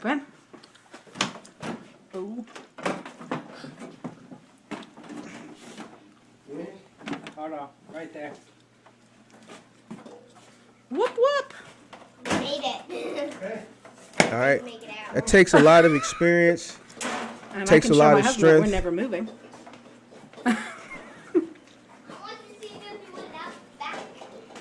Oh, that thing's huge. It is huge. It's bigger than the crab. Gentlemen, I'm sorry you made that look too easy. That was too easy. He did it. All right, so I think that's all I want to show you guys for now. You know what I'm saying? That's final mile delivery as far as big and bulky. I picked some of the most difficult obstacles that I could find. It was another video that has been kind of showing up on my Instagram feed of these two brothers that was doing, but I couldn't find it on YouTube. But you know, I can't reiterate it. You know, and I know a lot of people have expressed interest in it lately. You know, I've had and I'm just going to reiterate it anyway. Listen, if you know you don't have a dog, if you're not a dog, you don't have dogs, you don't got people that's about that life, you might want to look at Curbside Final Mile, or you might want to look at Small Parcel Final Mile. Because, in most of these situations, like there's like I can explain to y'all some obstacles that you'll come across. This stuff right there they were doing to me is easy, all right, but to a beginner that's hard. But you're gonna come across some obstacles that I'm telling you. So you might want to think seriously about it before you get in. You might want to train. Make sure you find you some dogs. And I think that's about it, man. I'll take some questions. Q&A, and then I'm gonna get up out of here. How's everybody feeling tonight? How's everybody feeling? Greg said them pianos ain't nothing to play with for real. Can't be light in the ass at all. Definitely can't be light. Gotta have some core strength. The last piano job that I took for one of my crews, because they complained so much about it, went into a basement. This was maybe like a year and a half, 2 years ago. Haven't done a piano since, because what happens is if they get injured, now I'm down a guy or two for I don't know how long. And that's what happened. You know what I'm saying? It's not worth it. People want pianos in weird places, in the basement, just all type of goofy stuff. It's a lot of money in the piano. I wouldn't touch pianos for less than $500-$600. You know what I'm saying? I don't care if you had the piano in your garage, you just moved it into the living room. I wasn't sending the crew out for less than $500. The thing didn't even have to go in a truck. $500 or more for a piano. You know what I'm saying? But, it's not worth it, to me. Pianos are, they're dangerous. They're expensive. The uprights have those skinny legs in the front. And if you don't have the right crew and you tilt it the wrong way, those legs are going to crush. The weight is on the back end where all the keys at, but those two fronty stick legs, man, you got to know how to take those off, how to tilt the piano back. It's just too much, man. It's too much. Mike, I appreciate those points. I can relay to my guys at the store. 10-4. The classic piano. Where do you find them dogs? Man, I haven't found no dogs in a long time. That's why I'm, ain't no the dogs that I had are. So when I started, most of the people that was working for me were older than me. Those guys are in their 50s now, 55, 60. So they not around. This is kind of a young man's game, and it's like I always say, the younger generation, they ain't into this type of stuff. Back when I got started, none of this gig economy, none of this opportunity that people can do now existed then. So people fresh out the joint, they worked for moving companies. You know what I'm saying? This is where they could make a lot of money, get good tips, and make a lot of money. It's just not like that no more. So I'm gonna be honest with you. The people, you're gonna have to find some, I don't want to say it, but you know where you gotta go to find people that's gonna do this type of work now. So, you know what I'm saying? And it just is what it is, I'm in a hella better shape after 8 months of delivering furniture and appliances. Yeah, once you get to delivering them appliances, your core, your cardio just gonna be so nasty. You need to be in good physical standards. To be honest, you have to work out constantly: squats, push-ups, burpee, bench press, and good diet. But nothing beats getting out and actually lifting furniture. Yeah. So just being in it, you're gonna get in shape. Your cardio gonna be nasty. But yeah, you do have to be active in the gym, because what happens during the day when you're doing this, you're burning off a lot of muscle. So you got to build that muscle back up in the gym. James said, I'm 5'2". Can I do this if I'm also out of shape? Come on, James. You heard me say plenty of times, you got to be in shape. No. If you ain't in shape, then no. Stick to what you're doing, or maybe look into curbside final mile, or maybe look into small parcel final mile. Not no crackheads. You can get some immigrants, maybe some illegals. The Hispanics are starting to dominate this industry. So that's what I was going to say. A lot of people here that are here on work permits that are from not the country, you know what I'm saying? They're starting to dominate this industry, 3PL, furniture delivery, now. So they're willing to do the work, and they're doing the work, you know what I'm saying? So that's who's dominating the industry now.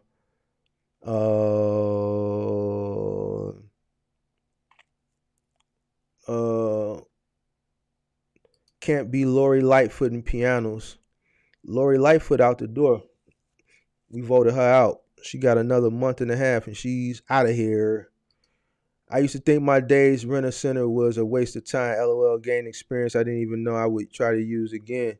Yeah, if you worked at rent a center, then you definitely got experience moving appliances and furniture. I work out daily and come from roofing, so I'm pretty strong. But after 20 years on the roof, I don't want to work hard no more. So OTR curbside it is for me. Nothing wrong with that. Listen, I can't do it no more. You know what I'm saying? Like, I was off the truck. Once I grew the business, I came off the truck in 2013, right? So 2014, 15, 16, 17, 18, 19, 20, when the pandemic started, after 7 years, I had to get back out there in the field due to lack of employment. And that's why I had to come to a realization, like, look, I'm going to have to figure something out. Hiring is not as easy as it used to be. The pandemic kind of screwed things up. People aren't wanting to work anymore. I'm back on the truck. Even though I'm in shape, I work out, I go to the gym 5-6 days a week. At the end of the day, age is still age. You know what I'm saying? My hips ain't the same no more. My upper body is fine. But my hips sometimes going down them stairs, with certain heavy items was telling me, like, man, hey, Mark, you can't really do this no more. So, sometimes age will let your body will let you know when it's time to hang it up. You know what I'm saying? Your body will let you know. So, yeah, man, it's hard work. I'm not here to sell nobody on the lane because it's a lot of money. You know what I'm saying? It's a lot of money. Final Mile is the reason where I'm at today. Without Final Mile and moving, obviously, I wouldn't be where I'm at. A lot of money. But it was a lot of work. You know what I'm saying? A lot of work. I probably got, from the early days when I was learning the business, I probably got some damages to my body that probably is that I don't even know about. You know what I'm saying? I fell off a truck before with a couch twice. I've, done all type of stuff, in this business. You know what I'm saying? I've injured myself, falling off trucks, all type of stuff. You know what I'm saying? Sprained shoulders, threw my shoulder out a couple times. My shoulder is sprained right now. It's not sprained from moving furniture. It's me pushing myself in the gym, trying to go above. Like, even me bench pressing 225. Like, I'm finna stop bench pressing 225. Like, I'm not finna be bench pressing 225 no more. I'm going down. You know what I'm saying? Age is a catch up with you. So so for anybody that's young, that's looking to get in this business, and this is why I say, if you're going to get in this business, you're going to run it yourself, Set a 5-10 year plan. Doing this is not something you can do for the rest of your life. You can make a lot of money. You can stack a lot of money. And on top of that, if you're on the truck with that $250,000 you're doing a year with the right route, you averaging about anywhere from $20 to $100 a stop in tips, or sometimes more. So some days you may walk away with $150, $200 in tips per person. You know what I'm saying? On top of what you got paid. So, you're going to make the money, but you need to set a plan, because this is not something that you can do. You can stack up, and while you stacking up, you need to throw that money into something else. You know what I'm saying? I used to think, I read that one. My store uses a Chevy 4500 load, can afford that 16-foot long. Works okay, but time work bad. Ladies tell you got strong hips. Okay. I want to see you carry a piano on some straps up a flight of stairs, and I want to see how strong your hips is then. Your hips and your knees. Forget your shoulders. Your shoulders are fine with the straps. But when you going up them stairs or down them stairs and you got to plant your feet, let me know how your hips feel then, Axel, and your knees. You 50, so your knees gonna buckle. I feel sorry for whoever on the bottom, because you gonna crush them, because your knees gonna go. You ain't gonna be able to do it. You talking shit. Feeling good on my way to see my stepdaughter and drop off a load in Illinois. Just stuck in a 3-hour traffic due to an accident up here in the desert mountains. Can we do moving from a 16-foot drive? Yeah, you can do moving. You can do anything from a dorm up to a 2-bedroom apartment if you know how to pack the truck efficiently. Yeah, that's how I got started. I got started doing moves from the pickup. I went straight to the 16-footer. I only focused on small jobs up into 2 bedrooms. Rounds of applause for the what does it say? Round of applause. What does it say? Let me see. I don't see it. Where is it at? Round of applause for the thumbs up. Yeah, guys, hit that like button. Hit that like button. This is the easy money economy. Definitely easy money economy. That's why it's hard to find people to work, especially for labor intensive jobs. You know what I'm saying? It's just difficult.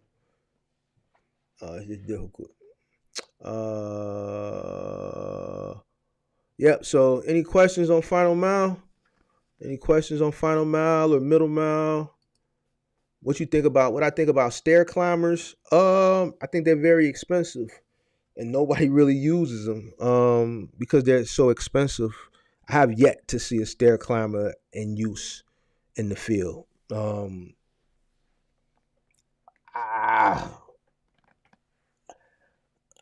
I've never seen any. I've never purchased any because they're too expensive. I've never seen any other moving company. There's some moving companies here like New City Moving and the Professionals. These are 2 private owned moving companies here. Both of them got 80 trucks. About 88. I think New City got 88 trucks, and Professionals, I think they got 80 trucks. They don't even use stair climbers. And these are the 2 largest independent moving companies in my city. I just think they're expensive. I've never seen nobody use one. I've always had to send people out and had to get it the old-fashioned way with straps and dollies. So, what up, Kirk? Kirk, if you're still in the building, what's going on? What's going on? What's going on?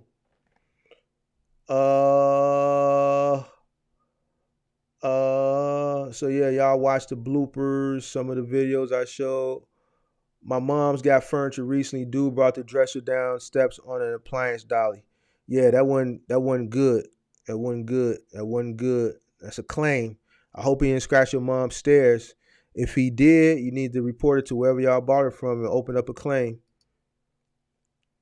I had my hopes up for something down south. MJ says they deliver via On Track. Okay.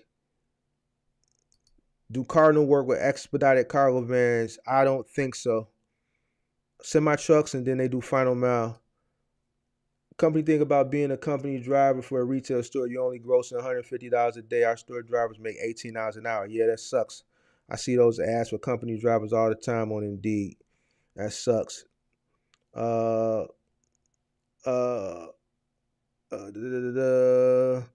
Hit those like buttons, guys. All right, I see a lot of people saying they enjoyed the live. It's priceless. I appreciate the fact that y'all enjoyed it. Hopefully somebody got some type of value from it. I went on a job with my dude, helped with a double oven. I will stick with the office work. Yeah, those double ovens is heavy. They're heavy. Pippi says she agrees, not for women. Miss Red Nose Pit in the building. What's going on, Miss Red Nose Pit? How you feeling? How you been? Salute to Keenan Wright. Mike, I do big and bulky for furniture store. It is hard work. I'm 55 years old. I go home and paint every night. Fridges are the worst. Thanks for being honest, man. So some of y'all people, it goes somebody else that's telling you. You know what I'm saying? So, and when I tell y'all, like I said again, I'm not trying to deter nobody. I just want y'all to know the honest to God truth before you get involved in it. You know what I'm saying? You have to be willing to trust yourself and trust your body, and you also have to be willing to trust your partner. I showed you videos where, people can get crushed. You seen those guys going up the stairs with those refrigerators, and that guy's holding that refrigerator up and it's tilted back. If that guy's weak at the bottom or he don't have that strength, man, he could get halfway up the stairs and just can't do it no more and drop it. You know what I'm saying? The first video I showed was that. It was other blooper videos that I came across that I could have showed, but I don't want to show people, I want to show people the right way of doing things so that, you don't do the wrong things. You know what I'm saying? I want to tell you what this stuff entails. Once again, it's not for everybody. You got to know what you're capable of doing. And if you're not going to do it, you're doing this and you're going to hire people, then you need to properly train them and you need to make sure you got the right equipment. Anybody can tell you they can do it. I've had people, listen, I had so many people work for me, since I started. People be coming up to me in the clubs or on the street that, I'll tell you, it's this restaurant here that started in Dallas. The guy opened up one here, I think, during the pandemic. It's called Kitchen and Cocktails. I went there, Kitchen and Cocktails, first time. The security guard came to the table and he said, man, I know you from somewhere. You don't remember me? I'm looking at the dude. I don't know this dude.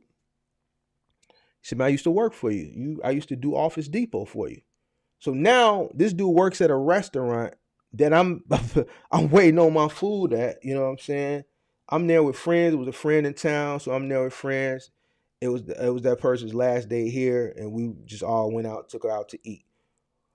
So in my head, I'm hoping like, damn, I hope I didn't fire this dude. You know what I'm saying? I hope it didn't end ugly because I didn't have to let people go. I didn't have to fire dudes, moving final mile. I didn't have to snatch people's checks, took their whole check because I knew they was finna quit, try not, not play they was going to quit so they wouldn't have to pay the claim for whatever it is they damaged. Somebody done blew the whistle on them. So I, had to snatch their check, and so I was hoping it wasn't one of them situations. So I'm like, man, you did? He's like, yeah, you had me on Office Depot. I'm like, what happened? He's like, you had to let me go.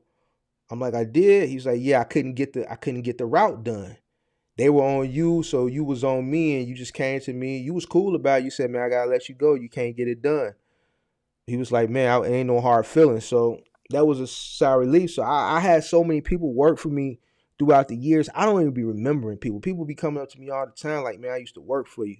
You know what I'm saying? So, man, this is, people, I'm saying that to say this.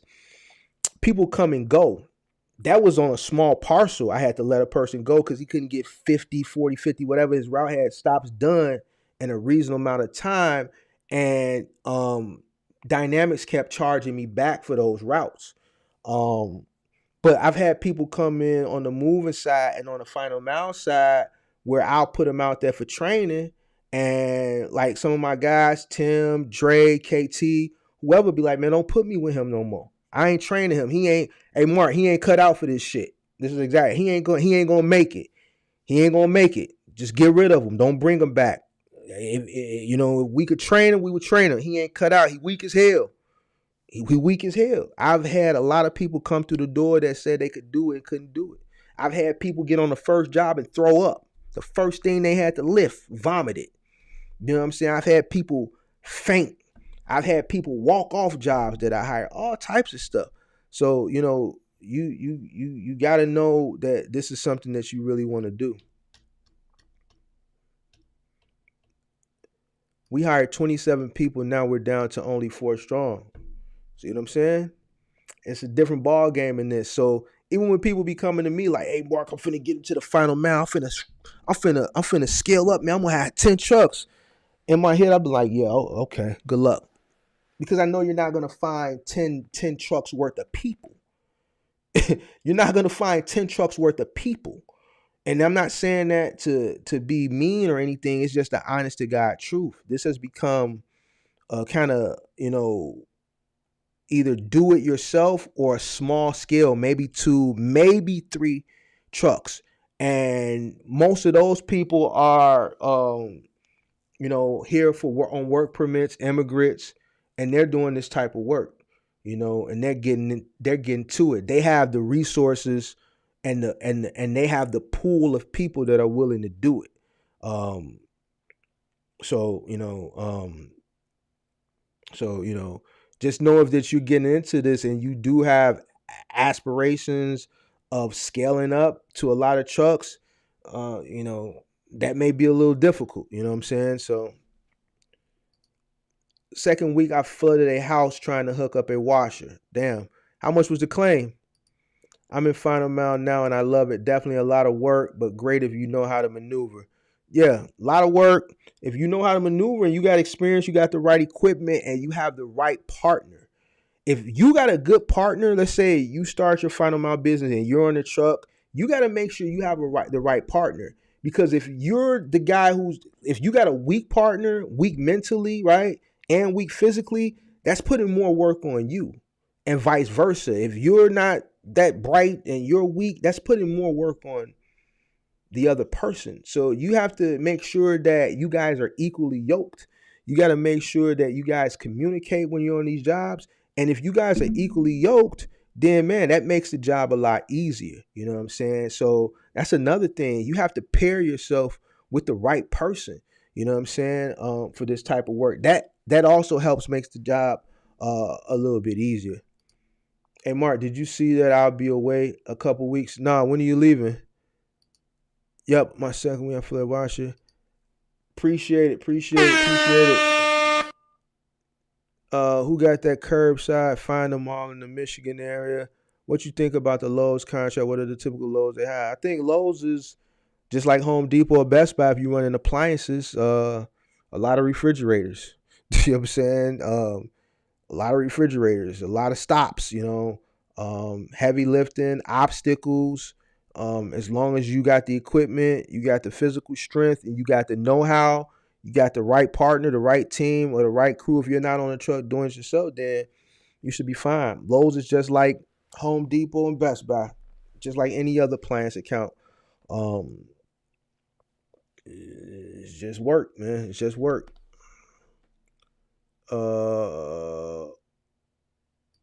Prodigy, appreciate you. We used Thumbtack for moving up until last year. I cut it off.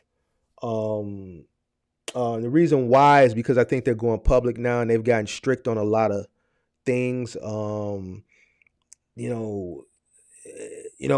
we first got on Thumbtack, man, I probably was turning over probably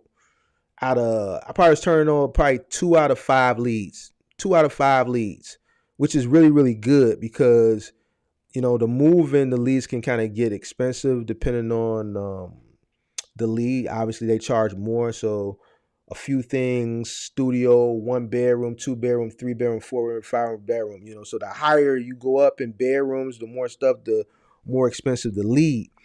And what I was finding, back then, if it was a BS lead or if it was a duplicate lead, you could just, go in the app and to the support, say, duplicate lead, and then they would just automatically refund you. But now it's like, man, they don't want to refund you for certain leads and false leads or just goofball stuff. And then I'm noticing, I started noticing that it was like a lot of leads that I think were false leads that I think Thumbtack was generating to drum up revenue. See what happens when a company is a startup. just like any startup, they're operating at a loss purposely. Why? Because it's a two-sided thing, like Uber. You got the service provider, which is the pro app, and then you got the consumer app, which is the regular app for Thumbtack, which is the blue one, right? So you have to build your network of service providers to meet the demand of the consumers that they're promoting. So they're promoting two different avenues. They're promoting for service providers, and they're promoting for consumers to find service providers to do whatever it is, paint, handyman, moving, whatever. So they have to appease everybody, right? The app is free for the consumers, but they also got to appease the service providers to get them on the app. So what do? They keep the leads very low. Whatever you say, they're pretty much on your side. They'll refund you for duplicate things and just all this stuff. Then what I noticed that they started increasing the lead amounts. Then they started to become sticklers on certain things. Then I started to notice a bunch of BS leads. Like, man, I know a BS lead when I see one. You know, I go from turning over 2, 3 out of every 5 leads to, man, I'm getting 10, 15 leads and I can't turn a lead over. So I'm spending $150, $200 a day with them, right? And I can't book one job, and I was booking 2, 3 jobs a day. I'm a top pro. I'm at the top of the list, right? In any zip code, pretty much for the Chicagoland area, my company is one of the top 4. I got a top pro tag for the last 3 years of running. And you mean to tell me I can't book a lead? So I got tired of wasting money. They're looking to go public, so they have to start showing a profit. And I believe that's why they got tight. I believe they were generating a lot of false leads. Actually, one of the Thumbtack videos I did, one of their account executives has been in my Thumbtack video answering other people's questions. And, you know, because I'm telling people the truth. So they're going in my comments. I'm a rep for, like, man, I'm telling it. Listen, I'm always tell my subscribers the truth. If something is good, it's good. When I see changes, I'm going to tell you the truth. Thumbtack has changed up, so I don't mess with Thumbtack no more. And if their account reps keep coming in my comments and my videos, I'm just going to cut the video off altogether. You know what I'm saying? Because I don't like them responding to people in my comments, trying to direct my people in my comments to them to answer questions. No, they're asking me the question. You know, Thumbtack is trying to go public, so they're trying to show profit, right? So I believe they're generating fake leads to make money, right? And I know a fake lead when I see one. You know, this is not the first platform that I've used for lead generating services. You know what I'm saying? So it is what it is. I don't like Thumbtack no more. I don't like it no more. So that's my long-winded answer. I'm kind of upset with Thumbtack. Does it pay better seeking out customers on your own or signing on with one of those companies that offer contract work for final mile moving? Over time, you're going to get contracts on your own depending on the size of your company. So at scale, because of the way that my company was marketed at that time, having a warehouse, I was able to get direct contacts, like contracts. So we have done stuff for powder coating companies where we picked up powder coating stuff from their customers, brought it to the powder coating plant, and then once the stuff was powder coated, we would return it. So they would send us routes of maybe 10 to 15 stops to pick up, like patio furniture, and bring it. And then we have pickup routes and we have delivery routes. And I was getting $100 a stop. This is a rate I negotiated. So you talking about $1,500 pickup route, and then I got a truck doing drop off. So you talking about $3,000, you know, in a day. One truck doing pickups, one truck doing drop offs. The customers are paying. They're just forwarding that money. The power cone just forwarding that money to me. You know what I'm saying? So this is a high end clientele. You know, these aren't people. These are people that have wrought iron patio furniture. So very expensive patio furniture sitting in the element for years, snow, rain, whatever, you know. So after so many years, they don't buy new patio furniture. They send it to a powder coating place. They get it redone and powder coated and put it back out there. So they don't care about spending the money. The routes that I was sending this stuff on for the people that are from here. Lake Forest, Deerfield, Lake Forest, Highland Park, out there where the rich people live. You know what I'm saying? They can spend $100 for a pickup and then $100 for a delivery because they spending thousands of dollars to get the patio front furniture powder coated. You know what I'm saying? So, that was an account I had direct. I got an account now that I want to get rid of, but don't nobody want it.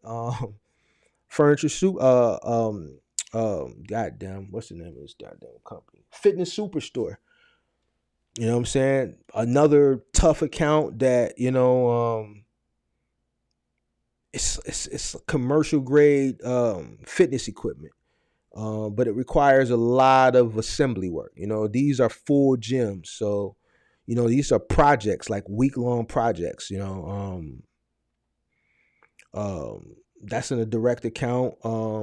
You get direct accounts, when you're in business for a long time, these things that come to if your company is marketed right and people can find your company, you have the resources to do direct accounts. Not everybody has the resources to do direct accounts because it may require a warehouse. There's plenty of times where, we've had to do pickups for, let's say, powder coating and had to bring the stuff back to our warehouse instead of bringing it straight to the powder coating place because, let's say, they closed early or whatever because it's a small private owned business. So sometimes certain accounts, that are direct, require certain things that not everybody may have. So,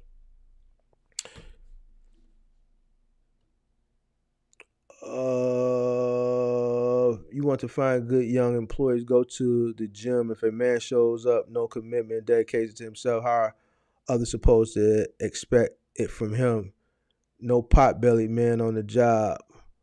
Pot-bellied man can't do this type of work. Do you think this is a good time to lease a warehouse to get direct contracts? No.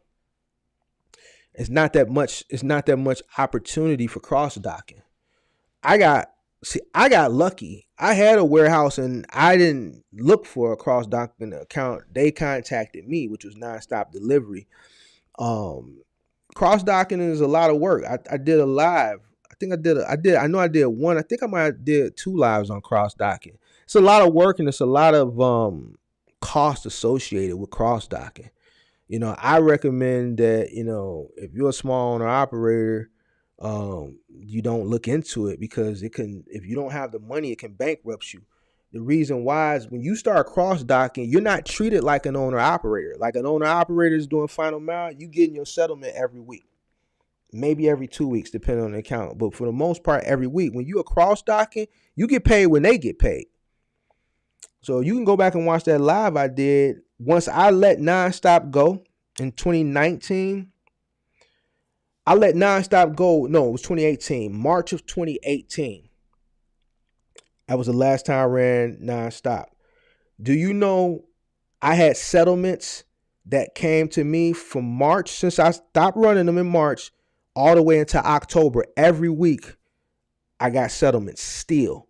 That's how far behind they were on payments because you get paid when they get paid.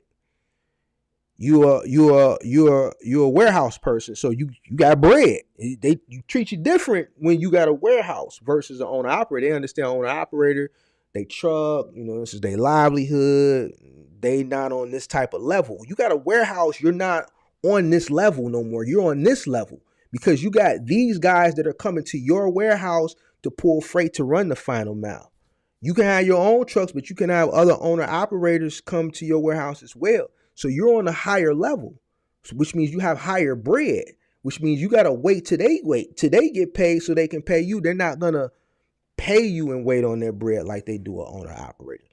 So you got to have a racking system. You got to have a forklift. You got to have propane for that forklift. You got to be able to fix that forklift. Listen, every time Crown came out to fix the forklift, it was $150 an hour with a 2-hour minimum plus a travel fee each way. So it was $150 travel fee to my warehouse just to look at it, to see. And then once he got there, it was $150 an hour. And then once he was done, they charged you $150 an hour back to their facility. And if you didn't want to pay the travel fee, then they was like, well, you can drop it off here and we'll fix it.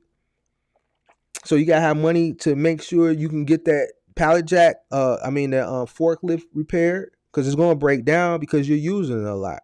Propane, the rack system, pallets, dumpsters, a lot of dumpsters.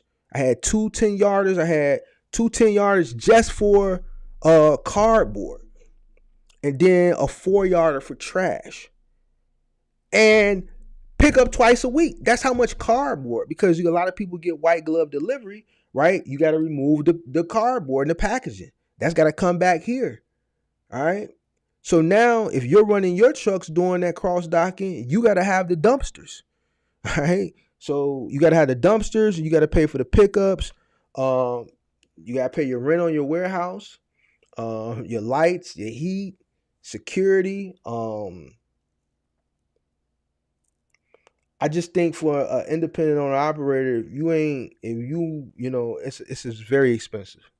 It's very expensive. And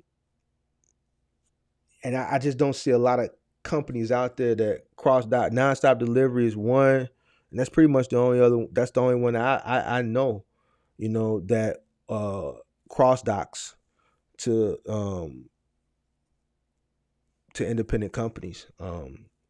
If I had to do it over again, I wouldn't. It was a great experience. I'm able to talk to y'all about it, but me, if I had to do it all over again, I wouldn't. It's a lot of expenses in running your warehouse. A lot.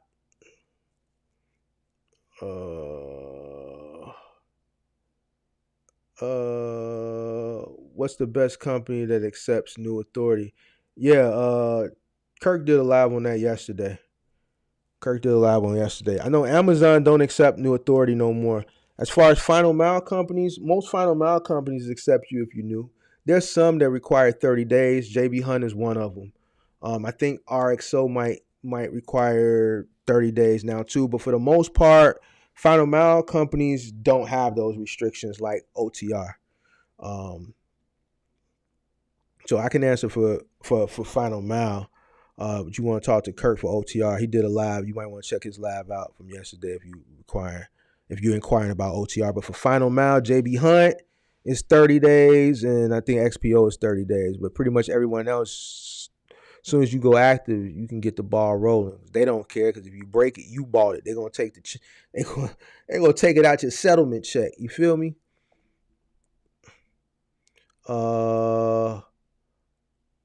Currently have a Lowe's contract pending. Do you think it is possible to gross and net a decent amount with that one contract alone? Yeah, I mean, who you have it with, because certain third-party logistics companies pay different. Some companies pay higher for Lowe's, some companies pay lower for Lowe's, so it depends on who you have it with. But the ballpark for a Lowe's, no matter who you're running it through, is somewhere between 180 to about 260.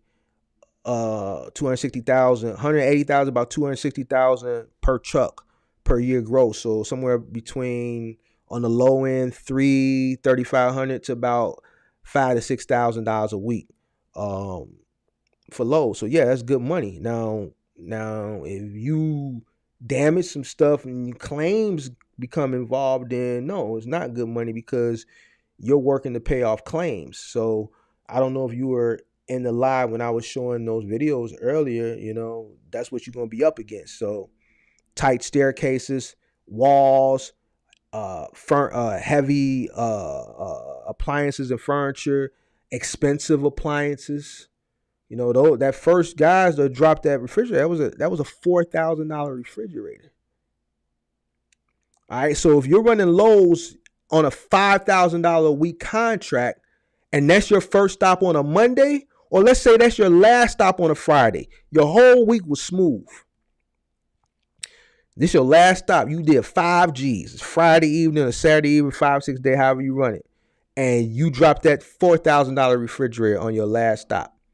Now you just wiped out your whole week on one job. That one $4,000 refrigerator just wiped out all your gross earnings that it took you 5 to 6 days to make. So yeah, it's good money as long as you don't mess nothing up. You don't damage no property. You don't damage no goods. It's a high reward, but it's also a very high risk. So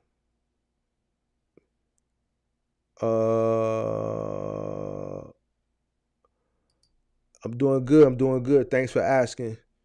D-Tay from 313. 313, what's that? Detroit, right? 313 is Detroit, right? Hey Siri, what's Detroit's area code?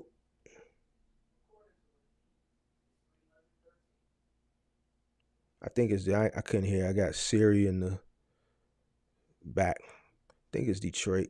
313.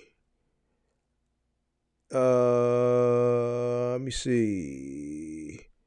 Sure said you do 100 push-ups, 100 squats, 100 burpees. If they can't do that, don't hire them. Weed them out before you even hire them. That was never one of my requirements. But man, yeah, that would be a good requirement. A good hiring tactic to see if they can do it. Can a cargo van do a final mile? Of course, you can do small parcel final mile. You can do laser ship on track. You can do T-Force for Office Depot, Granger. You can do Capstone, Waco for Staples. Yeah, it's plenty of you could do medical supply, Spoke. Plenty of cargo van opportunities for final mile. You can go to Select and do Container Store, Peloton if you're willing to lift exercise bikes. Yeah, there's opportunities there for vans. Plenty of opportunity. Yeah. Have I ever did a video on leasing a warehouse or storage? No, I did 2 lives on cross docking because I've cross docked before. So you gotta go back and look at those lives. Just go through my live catalog and search. I think I did the first cross docking live I did was maybe in November. No, I think it was December. It's like right before Christmas, I think. I showed like BOLs, I showed the warehouse, I showed a bunch of stuff. So yeah, I did a live on it. Yep, sure did. I've never been in the storage business, only the warehousing business, not storage. 313 is Detroit. Yep, Detroit is in the building.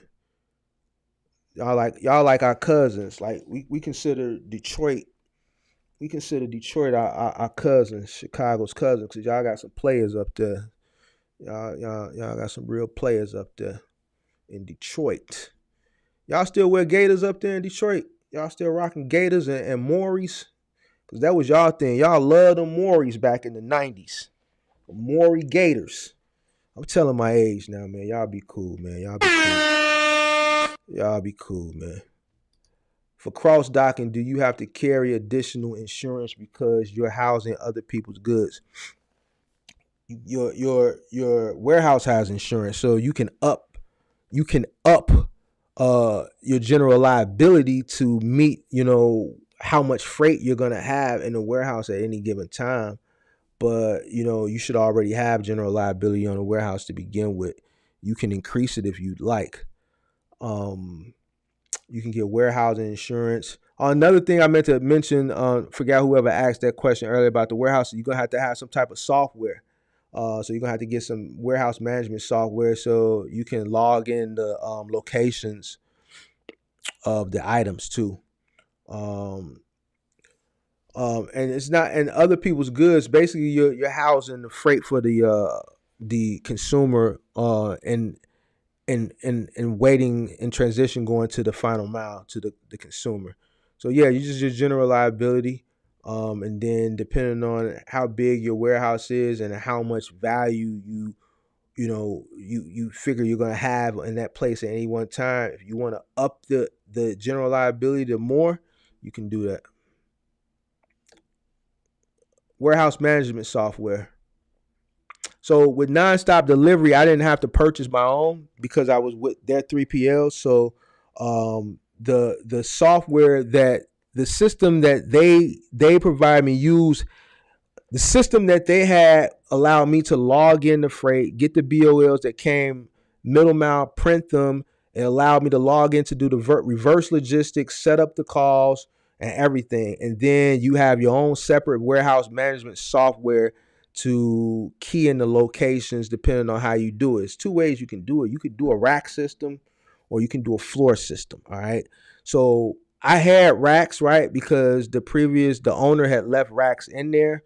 But what I noticed was that because a lot of the stuff was big and bulky, I ended up having to leave it on the floor anyway. So we just pretty much left the stuff on the floor. Like couches would come on the big long pallets. You had like just when they would deliver like a full bedroom set, so you got a king size headboard, it would come standing upright on the pallet, and then it would be banded, but then it would have because you have to make a makeshift. You wouldn't make a makeshift pallet, but they would have to make a makeshift type of. So basically, the headboard would come in a narrow box, and then you would have like a anchor or a brace to kind of keep it upright.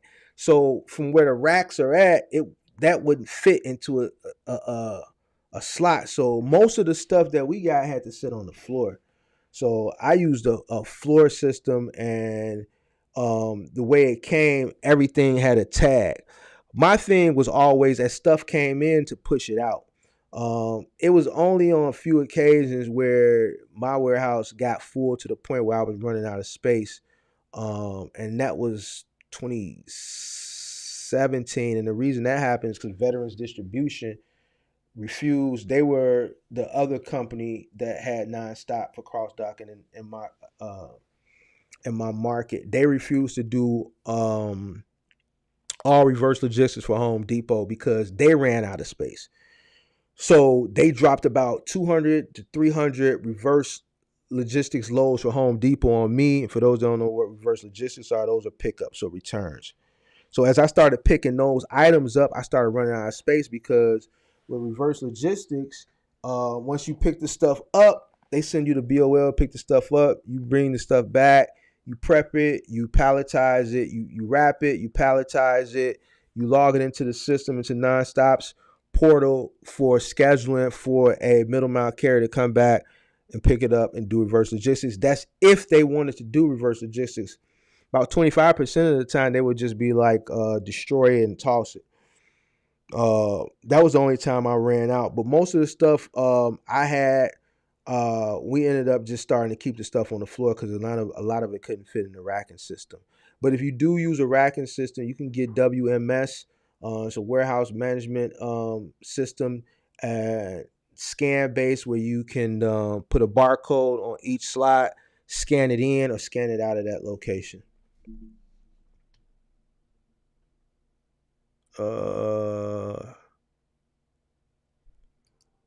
That's just like running middle mile with no factoring company. After you talking about cross docking, no, it's not like running middle mile without no factoring company. Once again, James, when you running a cross dock or warehouse, it's levels to this. It's levels to everything you do in life. If you have a warehouse with millions of dollars worth of freight or hundreds of thousands worth of freight, you're not perceived as an owner operator who's running this truck middle mile or final mile. It's just you and your truck. They're not looking at you like that. You're on a higher level. You got a warehouse, bro. You got semi trucks coming in, semi trucks coming out. You got 26 footers coming in, 26 footers coming out. This is a all day thing, dude. This is an all day thing. You know what I'm saying? It's a different level. So no, they're not gonna pay you like an owner operator. You know, it's not like you don't get factored to run a warehouse. You're providing freight for. It's a different level. I have to explain it to you later, man. You're throwing me off the topic tonight. But it's not like factoring. It's levels to this, James. You know, they're not gonna treat you like an owner operator. They're gonna treat you like, man, you got a warehouse, you got a forklifts, you got rack system, you got this, you got that. Well, then you can wait for your money just like we wait. You know what I'm saying? That's just what it is. It's a different level. Can you do that capstone post office route in a Sprinter 2500? They're not calling for that. They calling for a 14 to 16 foot box truck. So I don't know. You can inquire with whoever the recruiting manager is in your market and see. But Hold on, let's take a look. Let's take a look before I say that, because I might be. Let's take a look. Indeed. Let's take a look. Let's see something real quick.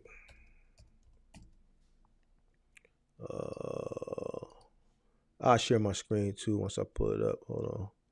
Let me find it.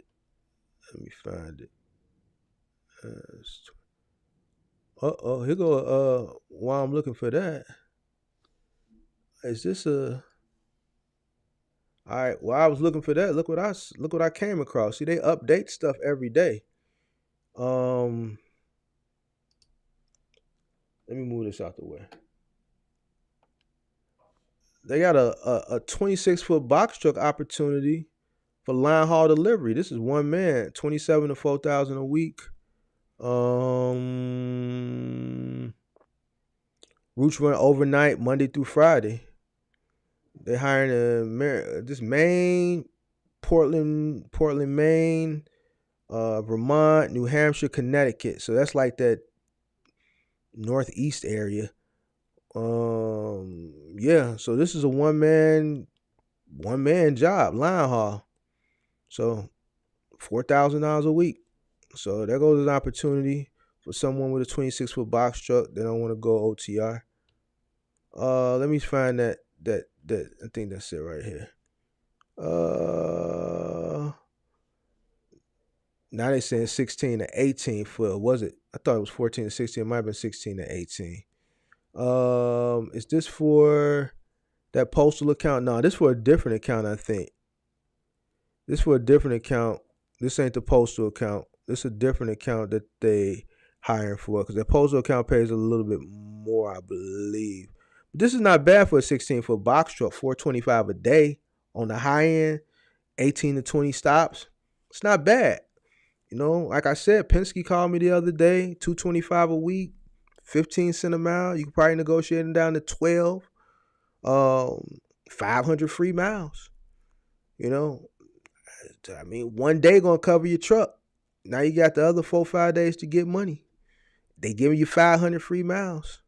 So they giving them 16 footers away. That may be the way to go. All right, let me see if I can find that Capstone postal. Where was it at? Was this it?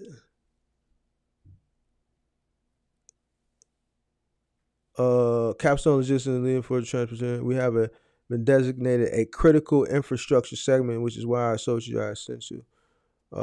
This is for consistent freight. This might be for so they're calling for no larger independent contract with box trucks only. So this is box trucks only, no larger than 18 foot. So they want any size box truck up to 18 foot. No cargo van. So now this is for Staples. All right. So they do have, this goes back to what I was telling y'all. So some Staples accounts calls for a box truck, right? If they have clients that order pallets of paper, they can't put that on a cargo. You know what I'm saying? You can, but they rather put 8 pallets on a box truck than 2 or 3 on a cargo. You see what I'm saying? So those routes that where clients are ordering pallets of paper, they're calling for a box truck. All right, and this is what this is. This is for the bigger palletized Staples delivery, paying $1,500 a week, and pretty much just only going to be 2 to 3 stops at the most, and at the most, let's say 8 stops, because it's 8 pallets, right? But more than times than not, two of them places are going to order more than 1 pallet or whatever it is. More times than not, 9 times out of 10 is going to be paper. But worst case scenario, you got 8 stops because it's 8 pallets. You know what I'm saying? So $1,500 a week. You get in there at 5 o'clock on load out 5:30. You load your truck up with your pallets.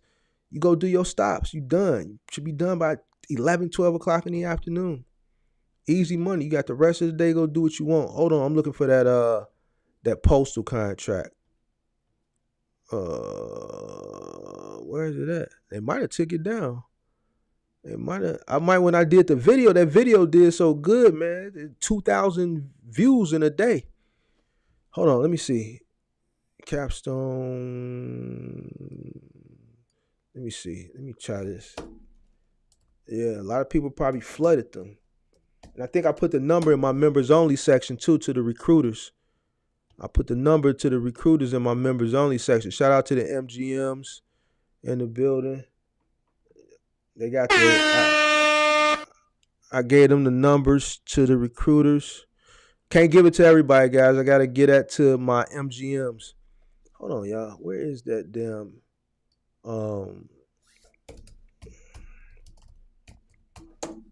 where is it? Man, did they take it down? They might have took it down, y'all. When I put that video out, they might have took it down. Oh, here it go. Nah, that's for 26 footer. Hold on. Yeah, they might have took it down. I don't see it no more. I don't see it no more. I don't see it no more. I don't see it no more.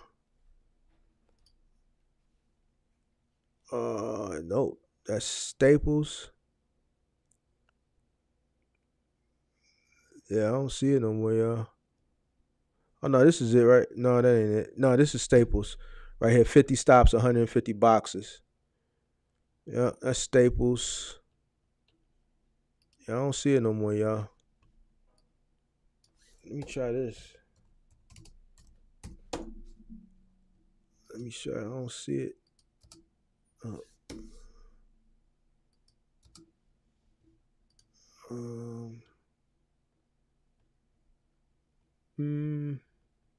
Yeah, I don't see it no more. They probably took it down.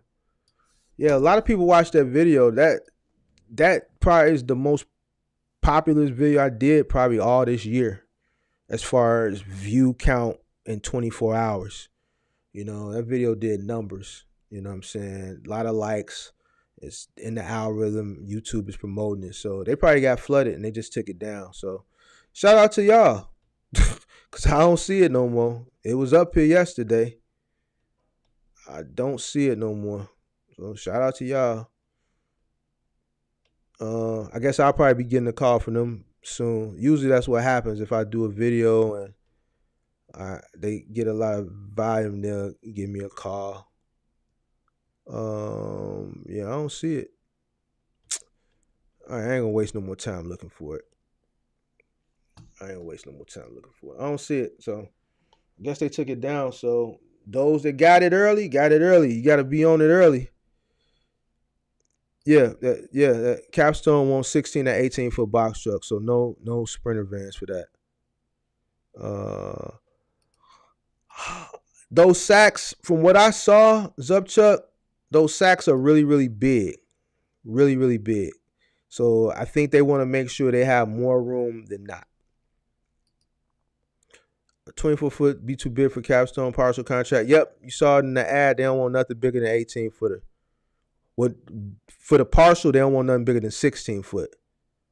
Is warehousing a lucrative business? I think it is if you got the right contracts and the right capital. I'm gonna be honest with y'all. If I didn't have multiple businesses, the warehousing, the cross docking would have put me out of business. The only reason I was able to sustain because I had the moving company, which makes a lot of money, right? So the moving company for a period of time was floating my trucking company. Like I said, once I got rid of Nonstop, March of 2018, I had a settlement payment come in all the way every week to October. You're talking about it would fluctuate. Could be 2,000, could be 4,000, could be 5,000, could be 3,000. So every week I was getting some thousands from March all the way to October and wasn't even working for them no more. Wasn't even cross-docking or running trucks.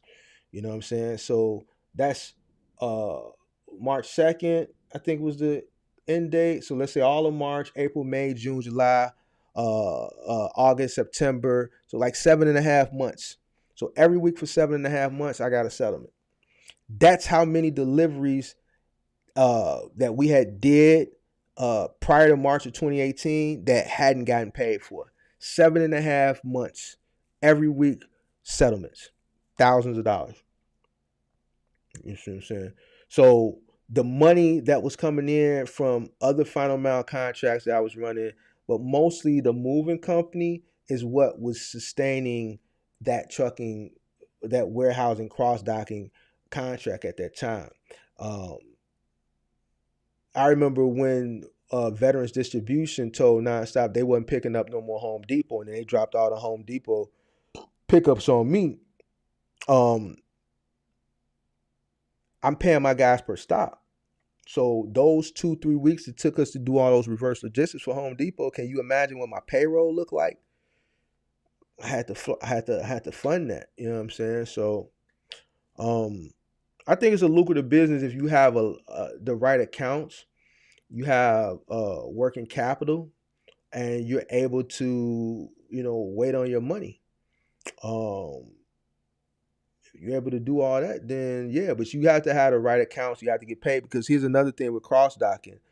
All that stuff that I talk about, that extra stuff, they don't pay you for that, right? They pay you for the pickups and the drop-offs. $85 a stop, depending on what it is, 40, 45, 80, 85, 100. You get paid a little bit higher than what you would if you were running for a third-party logistics company where your trucks were going to their warehouse, picking up the freight, and then going to your route and doing the deliveries. You get paid a little bit more, but it's not that much more that you're getting paid that's covering all that shrink wrap. Because when you do reverse logistics, you have to prepare that freight for a middle mile carrier to pick it up and take it back to wherever it came from, which means you have to shrink wrap it, right? Which I had a ton of shrink wrap anyway. I got a moving company, right? But now I got to order more shrink wrap, right? So you got to have shrink wrap, you got to have pallets. Pallets was a big issue because as freight was coming in, we were holding those pallets for reverse logistics. You got to have a forklift.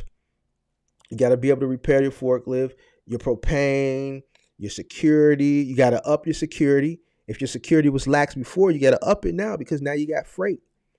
All this thing, you got to increase your dumpsters. Just little things like the dumpster increasing that you wouldn't think of. All this costs money. You got to increase the amount of pickups per week. You can't just go with one pickup now. So not only are you increasing your dumpsters, you got to add another pickup. It's more money. Staff, right? Software, right?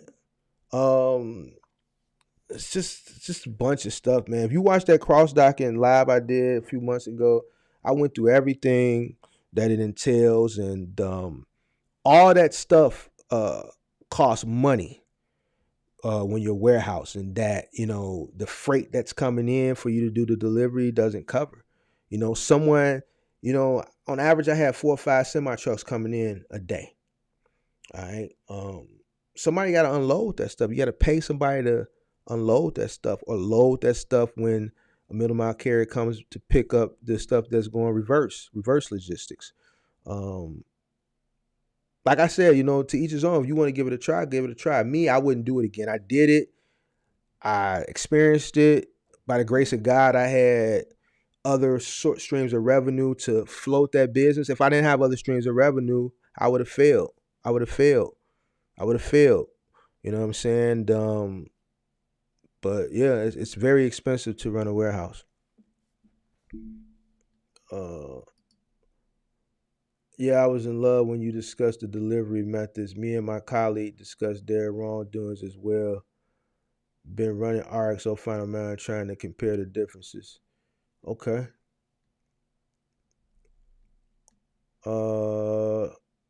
Definitely meant to say live and not love. Yeah, I was in the live. Okay, 10-4. I'm still doing coaching calls. Yeah, I'm still doing coaching calls. I might cut them off though. I don't know, man. I might cut them coaching calls off too. I don't know, man. I'm thinking about it, man. But for right now, I'm still doing them. I don't know, man. I'm kind of thinking about just doing my live streams and my videos, and I don't know, man. I just feel like, man, I was on Kirk's live the other day, and I was talking about how I don't do mentorships and stuff like that, and why I think somebody put in a comment that I'm impatient. That's why I don't do them. I don't think it has nothing to do with impatient. I've stated why I don't do mentorship. You know what I'm saying? I just feel like, it'll be a waste of time for more people than not. I feel like a lot of people are going to come and they're going to get the information and they're not going to apply it. And then they're going to point the finger and say, oh, well, it was trash. It wasn't worth the money. I don't got time for that. You know what I'm saying? Because I know what it entails. I know the work level that this industry entails. No matter what lane, your middle mile, your final mile. Either way, you're trading one thing for the other. Middle mile, you're trading your time, being away from your family, all right, for money. Final mile, it's just harder, more labor intensive. But you get to stay at home and see your family. So you got one guy that's, on the road that doesn't have to do no lifting. He's just driving, but he's distressed emotionally because he's away from his loved one. He's on the road. He's lonely. He's bored. He's not eating correctly because he's eating food from the truck stop. He's not exercising because he doesn't have access to weights. So he's just doing whatever he can do at the truck stop, push-ups and jumping jacks or whatever. It's a lot of things that he's lacking. It's a trade-off. He's not doing the physical labor, but he's away. Where the person that's here is doing more heavy lifting. He's making more money, but he's doing more heavy lifting. He gets to stay with his family. It's a trade-off. I understand the hard work and the pattern that I'm seeing, and I'm not saying this is everybody. I think Kirk talked about it too. A lot of people, they say they want to do this, but really they ain't about that life. And I don't care either lane, middle mile, final mile. You know what I'm saying? They want to do it, but they ain't really about that life. Or the ones that get into it, and they not about that life. Like, you got to really put that work in. No matter what lane you in. So yeah, but I'm still doing coaching, man. I'm doing coaching and until further notice, you know what I'm saying? But yeah, I'm still doing it. When you discussed the delivery method, me and my read that. Preferred vehicles, pending approved, hub, box trucks, 14. Okay, so that's for the West Hill. Did you say Penske is running 16 foot? They called me. So I can't speak for everybody else, but I may be able to point you in the right direction. I was on a coaching call the other day and they called. And what's his name? The guy I was on a coaching call with the other day. If you in the chat, he probably not in the chat because he said he watches the replay. Ben, if you're in the chat, say what's up. I was on a coaching call with Ben Monday and Penske called, so I put him on speakerphone. I put Penske on speakerphone so he could hear, and they offered me $225, but that's because I've had an account with them for 14 years. But I think they're probably offering everybody around that much. $225 a week. They offered me $225 a week, 15 cents a mile. I told him, could you do 10 cents? He said, yeah. 500 free miles a week. So that's what they offering me. So you can call and see if you can get that deal. But if you can get that deal, if anybody's out there is looking to get into the space, can get that deal, I think that's a good deal for a 16-footer box truck. Because guess what? When I first started renting trucks back in 2011, that was the rate I was getting back then for a 16-footer, $225 a week, 10 cents a mile. Said they was giving 1,000 free miles, I think, back then. It was $5 for the supplemental, $5 for the other insurance. Yeah, so if you can get $225 a week, somewhere between 10 to 15 cents a mile, and 500 free miles a week for a 16-footer, yeah, you can go run Capstone for that postal shit. You can go do T-Force for Office Depot. You can go do Waco or Staples. One day gonna cover your truck. Then the other day you just get money. They giving you 500 free miles as a local contract. So even if you're doing 100 miles a day and you go slightly over 10 to 15 cents a mile, if you go over 100, 150 miles, you're looking at 10, 15 bucks. Who cares, right? So I think that's a good money. That's just one person. You're doing small parcel packages. You're making somewhere between $275 to $475 a day. If you get a good route with pieces and you're in that 400, 425, 450 mark, you're doing good. You know what I'm saying? A half a day will cover your truck. The other half a day you make a little money. The other rest of the days a week you get money. I think that's a good ticket, if you ask me. Yeah, but yeah, that's what they offered me. That's what they offered me. Does Capstone allow new authorities? Know some people who could use that slight word? Yeah, you can go ahead and get money with Capstone. As long as you got your paperwork, you can get money. So you charge if the freight come in damaged. So when freight would come in damaged to the warehouse, I would use my judgment. If the warehouse person wasn't sure, then I would go back there. I would use my judgment. So if the box was damaged, and I can peek inside the box to see it where the box was damaged, if the freight was damaged in that same area where the box was damaged, I would refuse it at delivery. If I would peek inside the box and it wasn't damaged, then I would accept it. If it didn't penetrate all the way through. So a lot of times that freight was damaged, you gotta refuse some.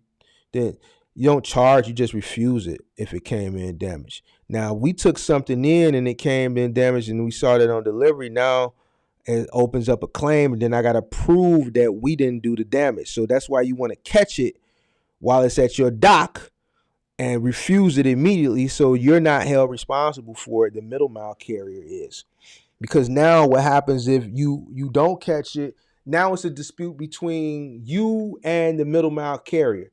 And the thing with the middle mile carrier, it might have gotten transferred a multitude of times before it hit your dock. We used to deal a lot with Holland, New England Motor Freight, which is now out of business. New England Motor Freight went out of business in 2019. FedEx freight used to come by a lot, but a lot of Holland, Yellow, Roadrunner, New England, which I said is no longer in business.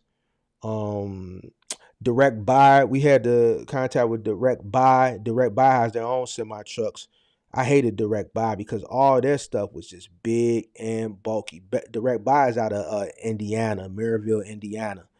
Oh man, I used to hate when I seen that Direct Buy semi truck pull into my yard. Oh my God, that was the one I didn't like. Direct Buy. Because everything they had was just so difficult. And they had this contract with Bush Office Furniture. Man, I hate that contract. The reason why I hated Bush so much because they have really expensive office furniture that has to be assembled, but it's a very difficult assembly. So I don't know if anybody's out there familiar with Bush Furniture. Man, stay away from that contract. And if you do accept it, charge a whole hell of a lot of money. Capstone must have been watching your videos, Mark, because there's a lot more small box truck contracts on there now than last month, especially in New York. They probably, a lot of these third-party logistics companies watch my videos because they contact me. They say, oh, well, we like what you're doing. We've been getting a lot of people who've been name dropping you. We actually had a meeting about you because your name has popped up in a few whatever, blah, blah, blah, blah. We were wondering if you can be a brand ambassador with an affiliate link, and I tell them no. That's why I don't have no ads. You don't see no affiliate links on my page, none of that. I'm straight. Well, we'll give you $100 for it. Man, what is $100 going to do for me?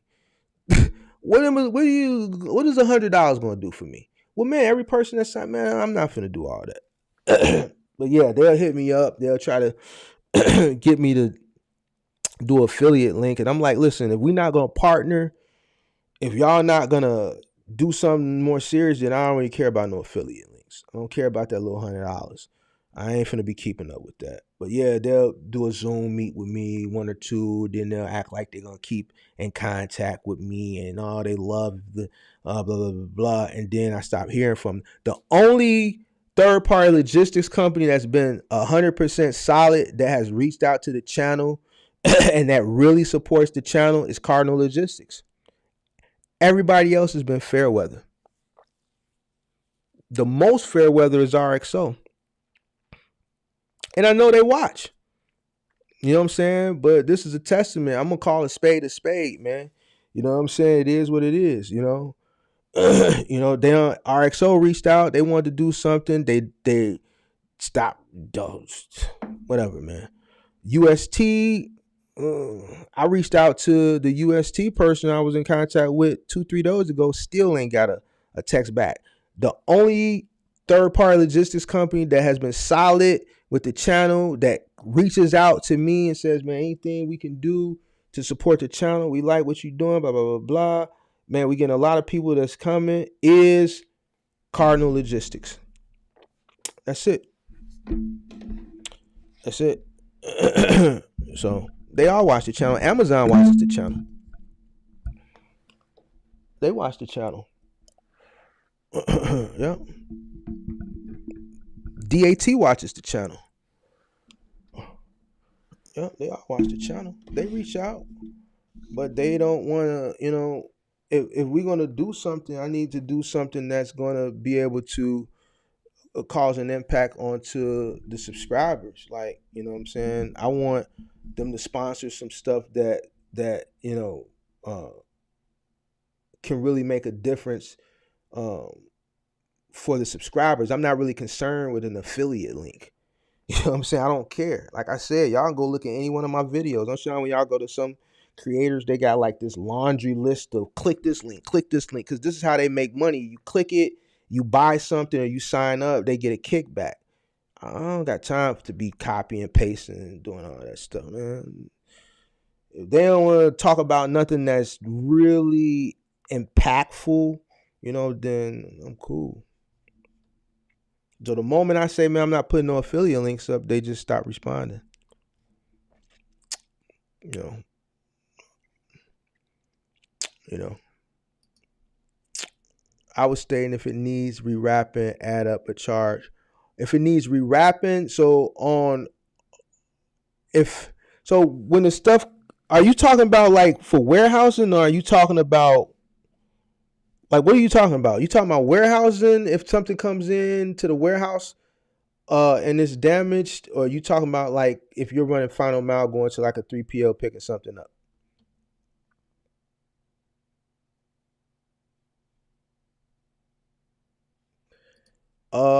Nobody told me I was doing it wrong in the beginning.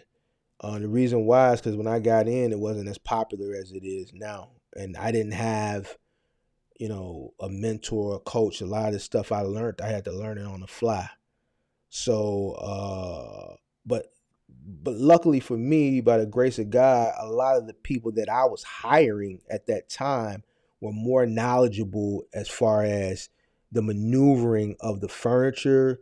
See, my thing was the actual hands-on maneuvering and the lifting and playing Tetris and loading the truck, packing the truck, maneuvering furniture. As far as the business side, I'm cold with that. I know where to find the money. I'm gonna always find the money. Finding the money was never an issue for me. I had to learn the actual techniques of what the job is entailed, from the moving company to the final mile company. But luckily for me, I had hired people early on that had done this type of work. So the first guy I ever hired was this guy named Aaron. And I found him on Craigslist. Because the guy that I originally started with, he was weak as hell, and it was causing me to do work more harder. I'm still trying to learn the business, and this guy was weak and I was weak, you know what I'm saying? And I'm trying to learn. So I needed to find somebody that had experience. So I put an ad on Craigslist, and this 6'3" guy met up with. This guy was 6'3". His name was Aaron. And he had experience in the moving, and I learned a lot from him, and I paid him exceptionally well because not only was he good at what he did, I was able to learn from him and initially build a business, centered around what he was teaching me. As far as finding the work, marketing the company, building the company, no, I didn't do nothing wrong with that. But no, it was hands on. I learned as I went. The only person the hardest person I could say that was hard on me was me. I was hard on myself. Yeah, but no, I didn't have anybody tell me that. I've been a bit discouraged lately. Why are you discouraged? Talk to me. All right, so warehousing. So basically, if something came in damaged, so let's say if we did reverse logistics, obviously we would have to wrap it and palletize it. If something came in damaged middle mile, and the box was damaged, but I looked inside the box and saw that whatever it was in wasn't damaged, then no, I wouldn't rewrap it. We would take the box the way it was. More times than not, the item had to come out of the box prior to going in the home, depending on what it was, or if it didn't, it went in like that. Some customers would notice and not say nothing. Some customers would notice and say something. Some customers would notice, not say nothing, but pay attention from when you unbox it. You know what I'm saying? But no, if the box came in damaged and I determined that the freight inside the box wasn't damaged, we would just roll with the box like that. Now, if the box was extremely dilapidated, then whether it was damaged or not, I would just send it back because I don't know if anything, depending on what it was, internally might have been damaged. So yeah. Yeah, but no, I didn't wrap boxes. It might have been a few occasions where we had to shrink wrap a box that was kind of weak to kind of hold it together. So in those cases, yeah. But even in those situations, like you can't charge that back. It was in the contract. They just don't pay for warehousing, the equipment that you have you utilize for your warehousing, the packaging, the wrapping. They don't pay for none of that. They just pay you by the stop at a higher rate than you would if you were running for a 3PL, picking the stuff up from there. And even with that higher rate, we still getting ripped off.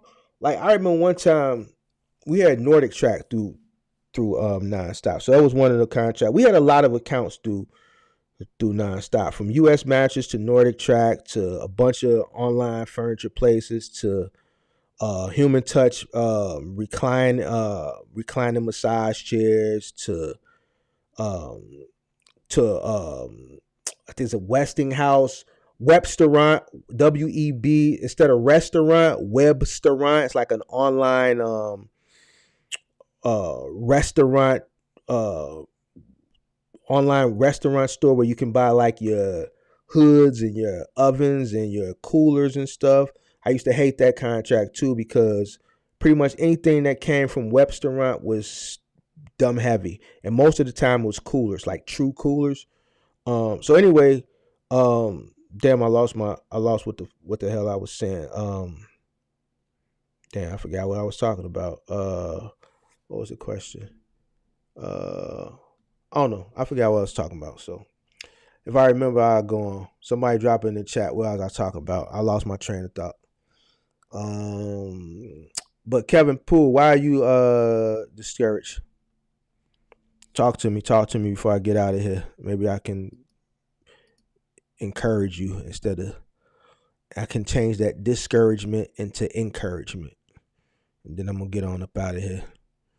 Cause I got a busy day tomorrow. And I gotta start working on Sundays live. And I think I got some videos coming out too. At the final amount contract you've had required appliance installs as part of the agreement, or is it mainly drop off service? No, we've had installs. But like for instance, that Webstaurant, we didn't have to install that stuff. They had to have like somebody commercial come out and do the installation for that. But yeah, I've had install contracts. That's how you get the big bucks. That's how you turn a $4,000 or $5,000 week into a $6,000 or $7,000 week. You know what I'm saying? Depending on market, you can make $7,000 a week in some accounts and final mile. If you got the stops and you're in the right market and the right scope meaning the stop, what the stop entails, you know what I'm saying? You might have some stops might be paying upwards of $300-$400. Well, depending on what the scope of the stop is, you got some people might order a full kitchen and a washer and dryer. You know what I'm saying? So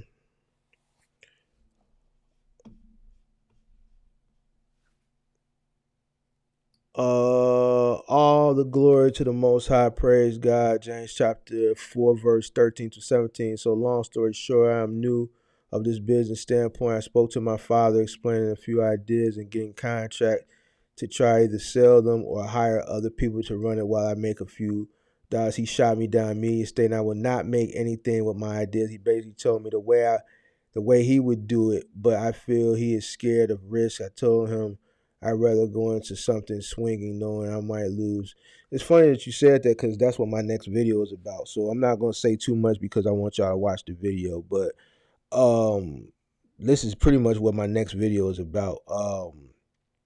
I'm just waiting on the artwork to come back for it. Video is done. As soon as the artwork comes back for it, then I'll put it out hopefully by this weekend. But I think a lot of people don't get into business because they're scared of risk.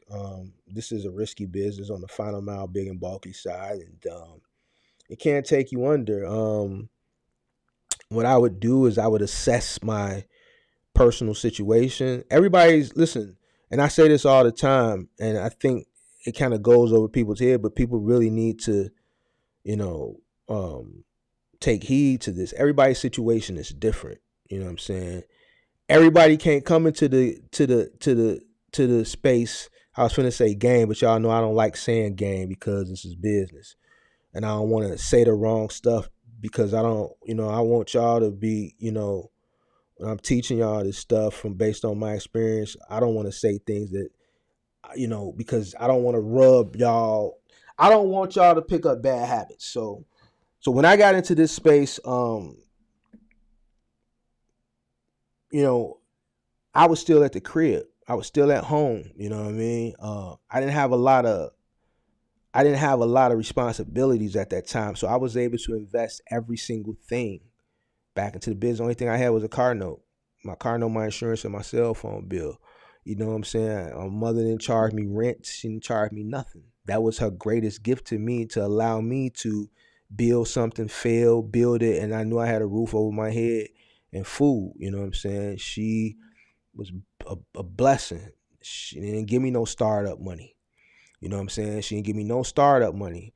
There used to be times I used to ask her for startup money. She said no. She said, my gift to you is allowing you to stay here while you be an entrepreneur and fail. Because you're going to fail before you succeed. You're going to always have a roof over your head. So I didn't have to deal with a lot of those expenses. And then she said, if I invest the money into the business and I keep investing money into the business and you fail, then you ain't going to have nobody to fall back on. So that was my situation. You know what I'm saying? Now, everybody might not be in that situation, especially if you're older. You know what I'm saying? That's why I tell people that's young, start your business while you're young, especially if you still live at home, because you have more chances to fail than a person who's already started a family, who's already out in the world on their own, got mortgage, got rent, got utility bills, car notes, kids, tuition, whatever it is that you got. You don't have that luxury like a person who doesn't have all those responsibilities have. So, there is a lot of risk, but you have to assess the risk as it fits to whatever your current situation is in life. You know what I'm saying? It may be easier to start on a smaller scale and build up. I always say this all the time too, and it seems like that goes in people's one ear and out the other. People want to get to the top. You know what I'm saying? I would start, with a van or a 16-foot box truck. Now that I'm seeing this 16-foot box truck opportunities that's starting to come around, I think that's a great way to start. Listen, Penske ain't cold called me in a long time. So for them to cold call me, right, the day before I put out a video about a 16-foot box truck, and then to come across another 16-foot box truck contract that I haven't spoke about yet, and then they cold called me with these hellified rates for 16-foot box truck, because then I asked them about the 26-foot box truck rates too, because when he gave me them 16-foot box truck rates, I'm like, well, damn, What's a 26? I don't need no trucks. I'm giving this information so I could pass it to y'all. So I'm finessing them like I'm interested, but I want the info while I got him on the phone so I could pass it to y'all. He said, man, 26 foot, I really can't do nothing with. He said 32 cents a mile. He said $9.25 a week. I said, man, what? I'm saying that's the best you can do. I've been had an account for 14 years. He said, man, we not doing no plays on the 26 foot box truck. He said $9.25 a week, 32 cents a mile. All right. So at $2.25 a week, 15 cents a mile, 500 free miles, and I think that's a hell of a fire rate for a 16 foot box truck with the opportunities that I see out here and what they're paying. And you can get money on the side with it too. You can go on Thumbtack and do small little jobs on the weekends or whatever, day after work or whatever. You know what I'm saying? Little jobs that you can do by yourself. You can get money with a 16 foot box truck.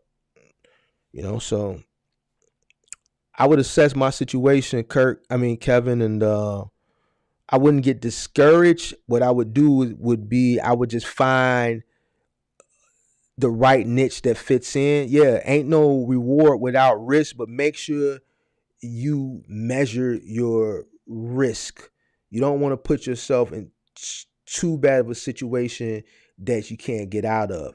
If final mile, let's say for instance, if final mile big and bulky is too much of a risk for you right now, you might want to get that 16 footer and maybe try that capstone you dig, or maybe get a cargo van and go holler at Capstone or Waco or T-Force and get one of them office supply where it's limited risk. Work your money up, build your money up, learn the space a little bit more, before you take that leap into dealing, let's say, with something a little bit more riskier like furniture and appliances. Because one claim will kill you, you know what I'm saying? So no risk, no reward. Yeah, you're going to take some losses, be willing to take some losses, but, don't jump out the window. Just like going to rent a warehouse. So I'm going to be a cross docker and you've never even driven a truck, never done final mile delivery, but you're doing cross docking. That's a lot of risk. You know what I'm saying? So just measure your risk and make sure the risk that you're willing to take if you ultimately fail, it's not going to be too much of a detriment to your personal well-being. It may be a little bit of a detriment, right? Because a failure is a failure. You're going to be affected by it, but you don't want to take on too much risk initially to the point where it's going to affect your living comfortability, altogether. So just be mindful of that, and I think you'll be all right. Never thought I would hear Mark say go get a 16-foot box truck. I don't know why you say that. I started with a pickup truck, and from a pickup truck scaled to a 16-foot box truck. I'm not going to say go get a 16-foot box truck if there's nothing in the market that calls for it, or if there's nothing in the market that I feel is worth me talking about, where people are going to get an honest day's pay for an honest day's work.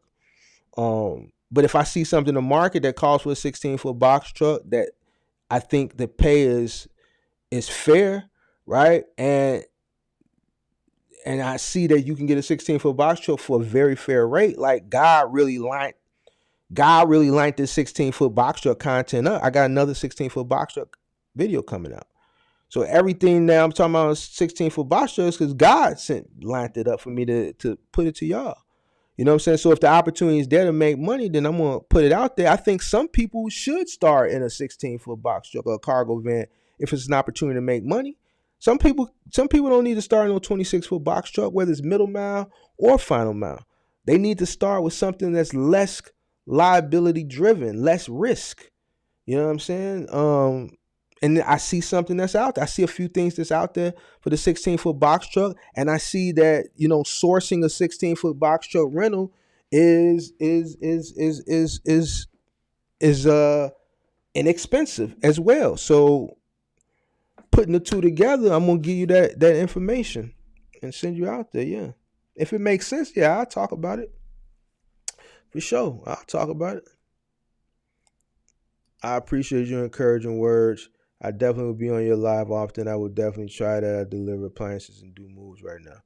If you deliver appliances and do moves, then what business ideas was you talking about that your father disagree with. I thought you was talking about that. I spoke to my father, explained a few ideas, getting contracts to try either to sell them or hire other people to run it for a while to sell them. What kind of contracts you talking about? Final mile contracts to run them for a few dollars? He shot me down. Yeah, what type of contracts? If you willing to talk about these types of contracts before I get out of here, you can go ahead and put it in the chat. If not, then I understand. You want to keep those ideas to yourself. MD says she started with 226-foot box truck. That's real risky. She started with 2. That's really risky. I want to try getting contracts in a different area in San Francisco, like Amazon. Well, I'm not too keen or fond of Amazon, depending on what you're talking about. If you're talking about like DSP and AFP contracts or MMRO contracts, those can be kind of risky too. There's a lot of people that have ran those contracts that are bankrupt right now. That's a lot of risk as well too.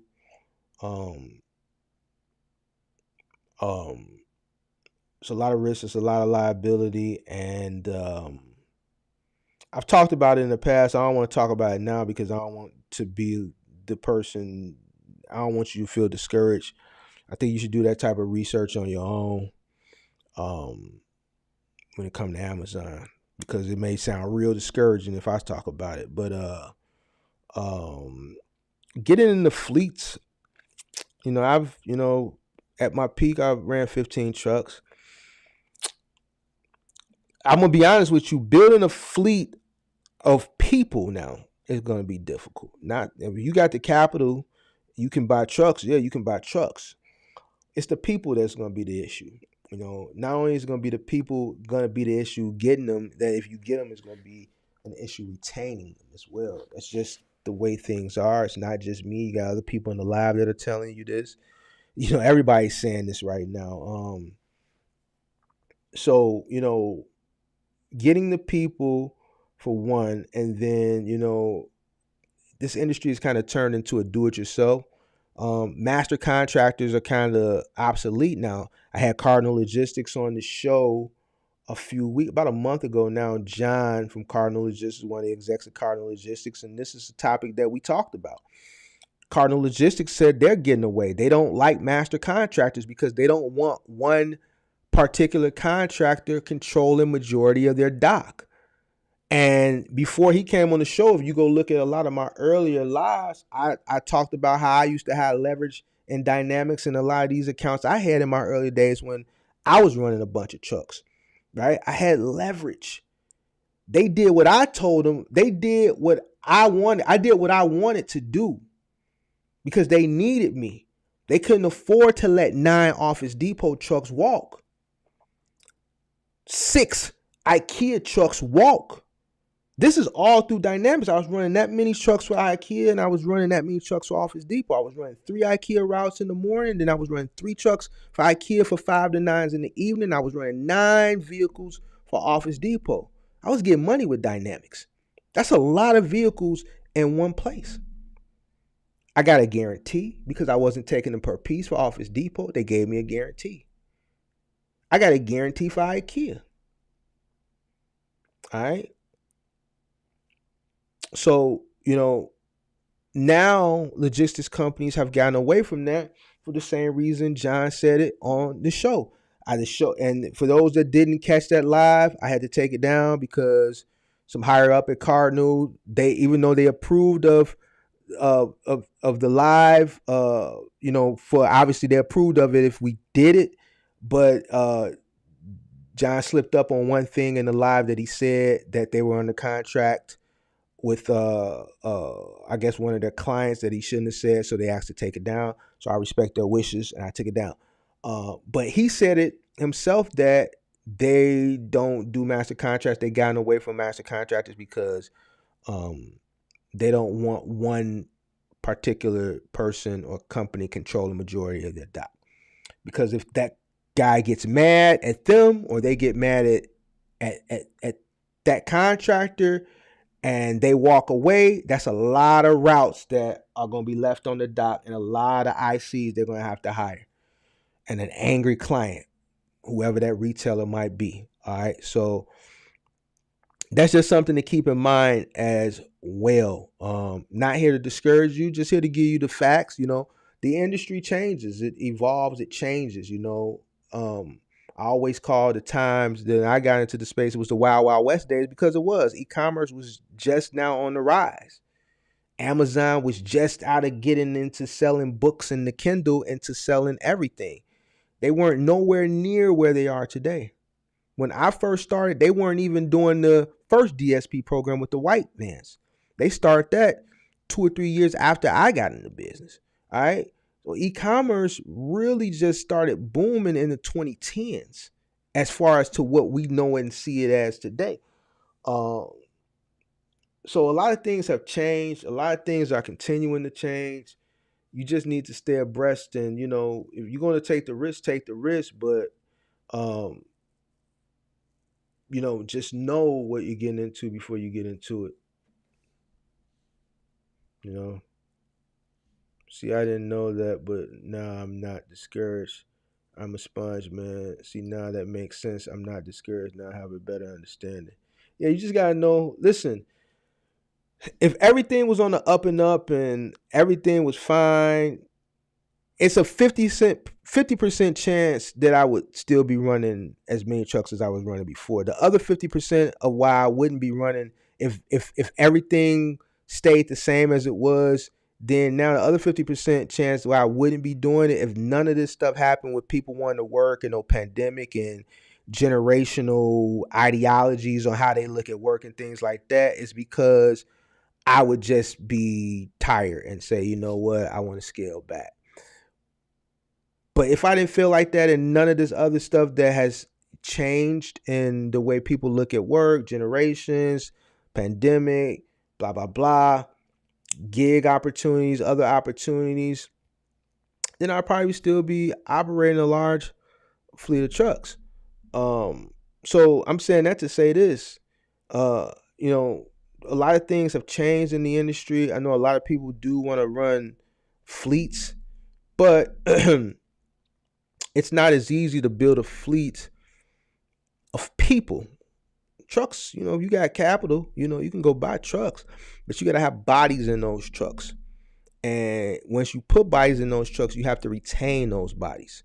And that's where everybody is having a hard time at right now. It's not just in this industry, it's in the restaurant industry. Listen, my city, a lot of jobs in my city are trying to get people to come back to the office. A lot of people don't want to come back to the office. They saying it's more productivity if you're in the office. Listen, this pandemic stuff is over with. We got this warehouse we're paying for on Wacker Drive on the 89th floor. It's costing us $70,000, $80,000 a month to rent this floor in the Deloitte building or the John Hancock building or the Sears Tower or whatever, one of these high rises. These companies that rent these offices in these high rises, they're paying 50, 60, 70, 80, 90. In New York, they're probably spending six figures, 100,000, 150,000 a month. It's time to come back to work. Like, everybody's trying to get people to come back to work, and people don't want to come back to work. You got people threatening, well, I'm just going to retire early. I'm just going to quit and go do gig work. I don't want to come. I'm more productive at home. But the jobs are saying, well, you're more productive in the office because they got expenses that they're paying for, and it's being wasted, right? People in corporate America don't want to come back to work, don't want to work. You know what I'm saying? It's in every single industry. So you just have to keep that in mind, and I'm just being honest with you. I'm not trying to discourage you. Like you said, your fathers, I'm just giving you the honest to God truth. I talked to a lot of people that went out and bought trucks that never had any intentions on running the truck. All right. And I would tell them, like, you're going to have a hard time finding a driver. And, I would get, oh, you hating, you don't know what you talking about, man. My cousin said he going to drive for me. Even people that say they got family members that say they're going to drive, it don't work out. I had a guy, and I told this story before, who had a consultation with me. A close friend of his proposed to him to fund the truck and he was going to do all the driving. This man did one load. This man went and spent $90,000 on a 26-foot box truck, got the insurance thing. He said he was paying $3,400 a month or whatever for the truck, $2,900 for the insurance. That man proposed this to him, said, if you invest and you get the truck, I'm going to run all the loads and we're going to split everything 50-50 after cost. That man did one run and said, no, I ain't doing this. Left that man holding the bag. So now this man got a 26-foot box truck that's been sitting and paying the insurance. And this is one of his best friends that they're no longer friends. A lot of this is this, you got to really know what you're getting into before you get into it. That's why I say start out small and work your way up. You know what I'm saying? Start out small and work your way up. I wouldn't jump, what's the saying, nose in or head in, you know what I'm saying? I probably jump in with my feet a little bit so I could stand up, you know what I'm saying? Start out small before I go invest, you know what I'm saying? And try to make the big money thinking I'm going to scale out real quick. I had a coaching session with this guy the other day who wanted to scale. And I'm like, you're not ready to scale. Why you think, man? Because you're not even running your first truck right. Certain questions I ask you, you should be able to know the answer. If you don't have the answer, no business plan, I'm asking you, what are you making a day? What percentage are you making? You're supposed to know this. You talking to Mark. You just spent whatever you spent to talk to Mark. So I'm going to ask you, okay, what you want to talk about? Well, all right, well, how much you making? One of the first questions I ask everybody, well, what's your percentage? You running final mile? Percentage. I had somebody in the comment section yesterday about the capstone vid. He deleted that comment so quick because I had to get on him. Man, I just did the math on this, man. This capstone, man, it's only $1.50 a mile. I'm like, man, how you come up with $1.50 a mile for a final mile kind? This pays per stop. What are you calculating cost per mile on a per stop final mile local contract? How do you even come up with $1.50 for that when you don't even know the stops, the radius? Your route might be 30 miles. Man, he deleted that comment so quick because I made him sound bad. Like, what are you talking about? This is the final mile. You go off percentages. You didn't go off cost per mile for this. This ain't OTR. You getting paid per stop. You come and talk to me, you got to have everything lined up. You see what I'm saying? So,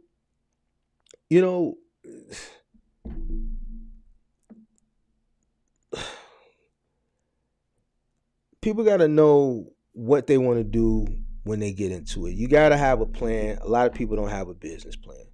A lot of people I talk to, and this is why I don't do mentorship, because,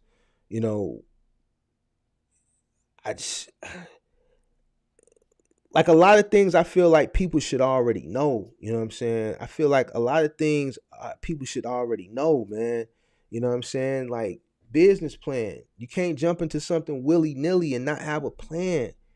You run in and you don't know what you're making. What's your percentage? I don't know. Like, these are questions that you should answer on the fly. What's your percentage? 20%. I'm running on a 20% margin. I'm running on a 15% margin, Mark. Man, I'm trying to do this. I'm trying to do that. If you can't answer these questions, it's not time for scale. It's time to scale back and start from the beginning and get everything in order. You see what I'm saying? Create a business plan. Know what you're making every day. Try to figure out ways to reduce cost. Try to figure out ways to make more money. All right? Listen, same thing I told him the other day.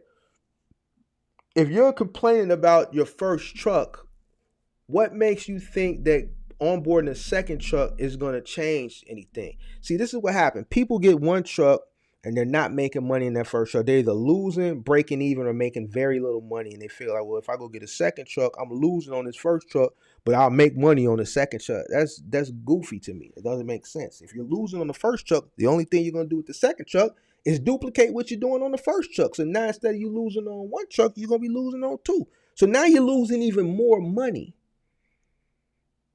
You're going to duplicate whatever you're doing on the first truck. If you're highly successful on the first truck, then you're going to duplicate that high success on the second truck, right? Because you figured it out.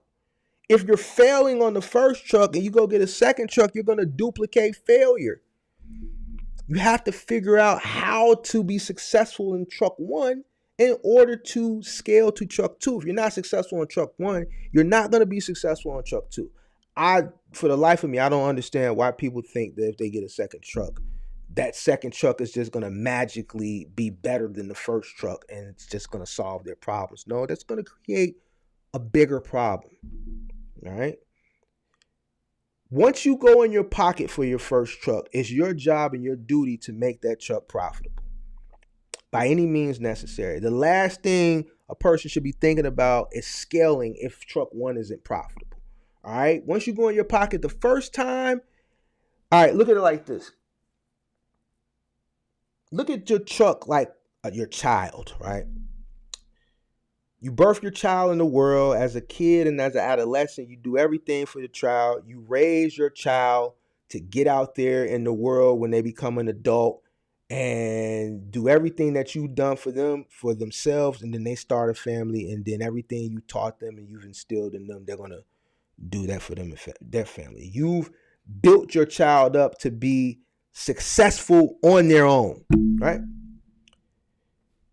You birth your first box truck. You invest. You go in your pocket. You invest into your first box truck, right? That's your child. You build that first box truck up like you build your child up, right? To go out in the world, and that box truck's job is to become successful to birth another box truck.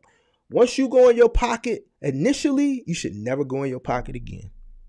I never went in my pocket again. Never. First box truck bought the second bought the third bought the fourth bought the fifth and the sixth. You see what I'm saying? Once I bought that fourth, the next time I went, I bought 2. You see what I'm saying? Never went back in my pocket. I birthed the box truck. I instilled in that box truck everything I needed that box truck to do so it can do it on its own. Listen, you and the business are 2 separate people. If you get a box truck, it's that box truck's job now to build that business. It's not your job. You're an employee for the business is supposed to be paying you. Just like you take care of your parents when you're older. You birth your parents birth you, they raise you, they instill morals and values in you so that you can go out and do it on your own and then replicate what they done for you for your family. You birth your box truck by spending the money, getting into it, raising it up, doing all the hard work, labor, learning the business so that it can ultimately make money to invest in other box trucks. And then when you get old as a parent and you can't wipe your behind anymore and, you know, you lose your motor skills, you, God forbid, you know, your kids take care of you. Same thing with the box truck, except once you build it up and it starts and buying more box trucks and taking care of itself, it's paying you back for what you put in it. Kids pay their parents back by being successful, going out in the world, utilizing the morals and the values and the tools that the parents instilled in them as they raised them to become successful in the world so that the parents can say, look at my boy. Look at my daughter. She just graduated from Howard. Or my son is a neurosurgeon. Look at my son. He's flying to outer space. He's the first black astronaut from Chicago in outer space. Whatever. I don't know. Same thing for you. You build your business up. Your business repays you for all the time that you put into it. You buy your first box truck.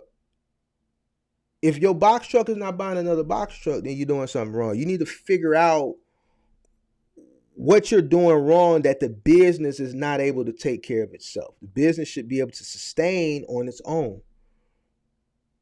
You know what I'm saying? It should be able to sustain on its own. Your one box truck should be able to buy a second box truck. You know, if you follow this formula, you won't go wrong. You know, you won't go wrong. It may take some people longer. It may take some people shorter. It all depends on how you enter the space, your overhead, you know, what you're working on, the account you're working on, how that account pays. Some things pay more than others. Some things pay less. You may have bought a $100,000 box truck. Jimmy in the dock right next to you might only bought a $20,000 box truck.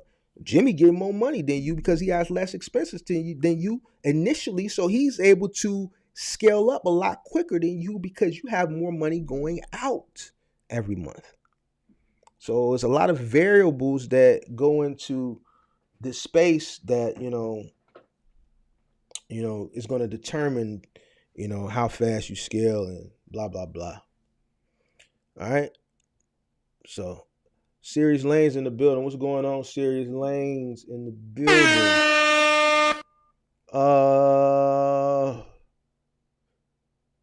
If I was starting off with a 16-foot box truck right now, I would go get money with T-Force because I already been there. I already know what that entails. I would go do that Office Depot with that 16-foot because you know why?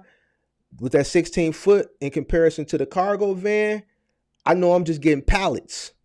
So I know my stops are going to be a minimum. I'm just doing schools, office buildings, courtrooms, or big manufacturing plants. So I'm doing anywhere from 1 to 8 stops and I'm done. That's it. Instead of 50 to 60 to 70 stops in a van. I'm going to T-Force. We don't have Waco here. All right, so I'm going to T-Force. Veterans Distribution got staples here. I don't mess with Veterans Distribution. I go to T-Force and get that Office Depot, and I get them because you figure it's 40 boxes on a pallet of paper. So do the math. You got 8 pallets. Do the math. What's 40 times 8? That's 32, right? So at $2.25 a piece, right? Because I got the box truck compared to the guys that's doing the cargo vans. You see what I'm saying? It's levels. It's levels now. Cargo van, they're going to get them some money too. They're just not going to get as much as a box truck because I got more space. You see what I'm saying? So now you got 40 boxes of paper on a pallet, right?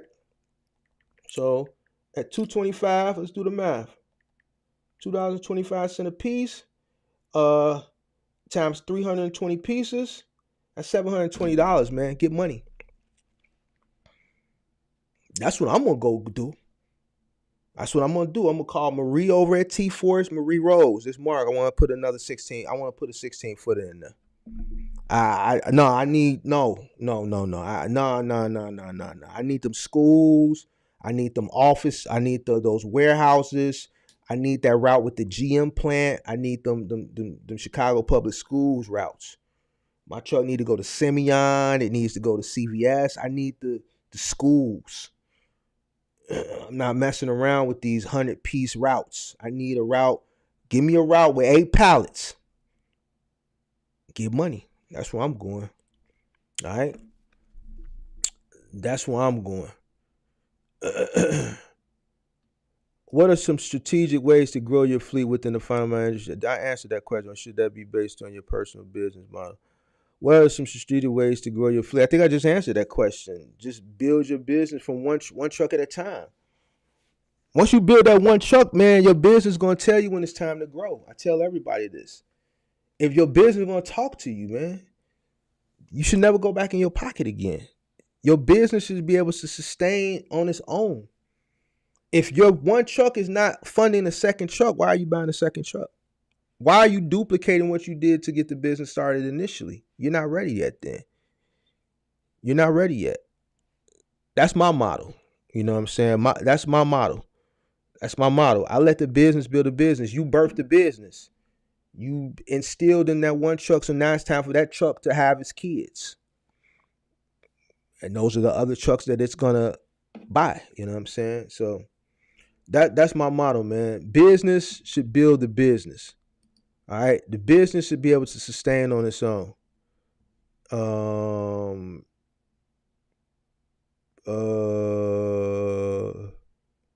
In my opinion, family members are the worst to deal with in business. Yeah, I guess. Yeah. See, my brother was with me for a long time. We have our run-ins, but it made my mother happy because it got my brother out the street life. But I've had cousins work for me and never had not money issues, but I had a cousin that hit somebody's car and didn't tell me about it, and I had to find out about it through through a passerby saw it and took the plates down and called the office and all that stuff. So I ultimately had to take his check because that was going to cover the deductible. He didn't tell me. It was right before Christmas, right? I took it. Like, man, listen, rules is rules. You got to claim. I gotta get that. I'm not paying for it. I'm not paying for not like just stuff that can be prevented. I'm not paying for that stuff. So I took it right before Christmas. So, he goes and tells the family member that he knows is near and dear to my heart. You know what I'm saying? He goes and gets the family member that's near and dear that he knows is going to talk me into giving him his check. So my cousin called me from Dallas. Man, Mark, he got a daughter. It's Christmas, man. Da da da da, man. And then this is what I really hate. Man, you got it, man. Come on, man. You got it. Oh, what does that mean? You got it. What does that mean? What does you got it mean? I don't know what that means. So because somebody made a mistake, I have to pay for it because I have the money to pay for it? Come on, Mark, man. Not everybody is as fortunate. And bro, he hit somebody's car coming out of an alley. He didn't tell me. It was 2 days ago. I got people calling me talking about one of my trucks hit somebody's car. Like, that's not how, like, come on, bro. So anyway, long story short, cousin talked me into giving him his money. You know what I'm saying? So yeah, family is something else. You know what I'm saying? So, yeah, family is something else. That's all I'm gonna say about that. I'm gonna leave that alone because I don't know who watching. I might have some family members watching. I don't want to start no beef. I know a guy with 3 semi trucks with no drivers. Now he has to drive one of them. It's happening. It's happening a lot. Yeah, it's just a part of the game now.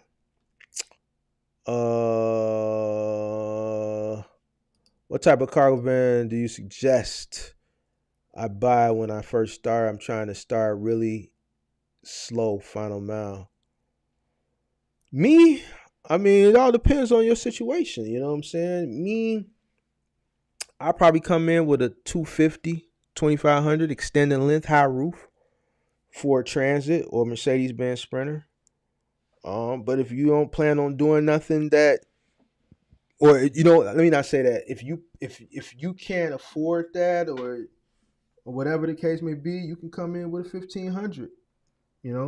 Me, I like the high roof because you can stand up in it. So even if you're doing, like, let's say Office Depot or Staples, when you're stacking your boxes, you can actually get into the van and stand up instead of crunching over and moving boxes. You know what I'm saying? And then you can do other stuff with it if you want to do like small moving jobs on the weekend, things of that nature. So that's what I would do. I would go for the van where, I can utilize it for multi-purposes, instead of it being limited to like smaller parcel stuff.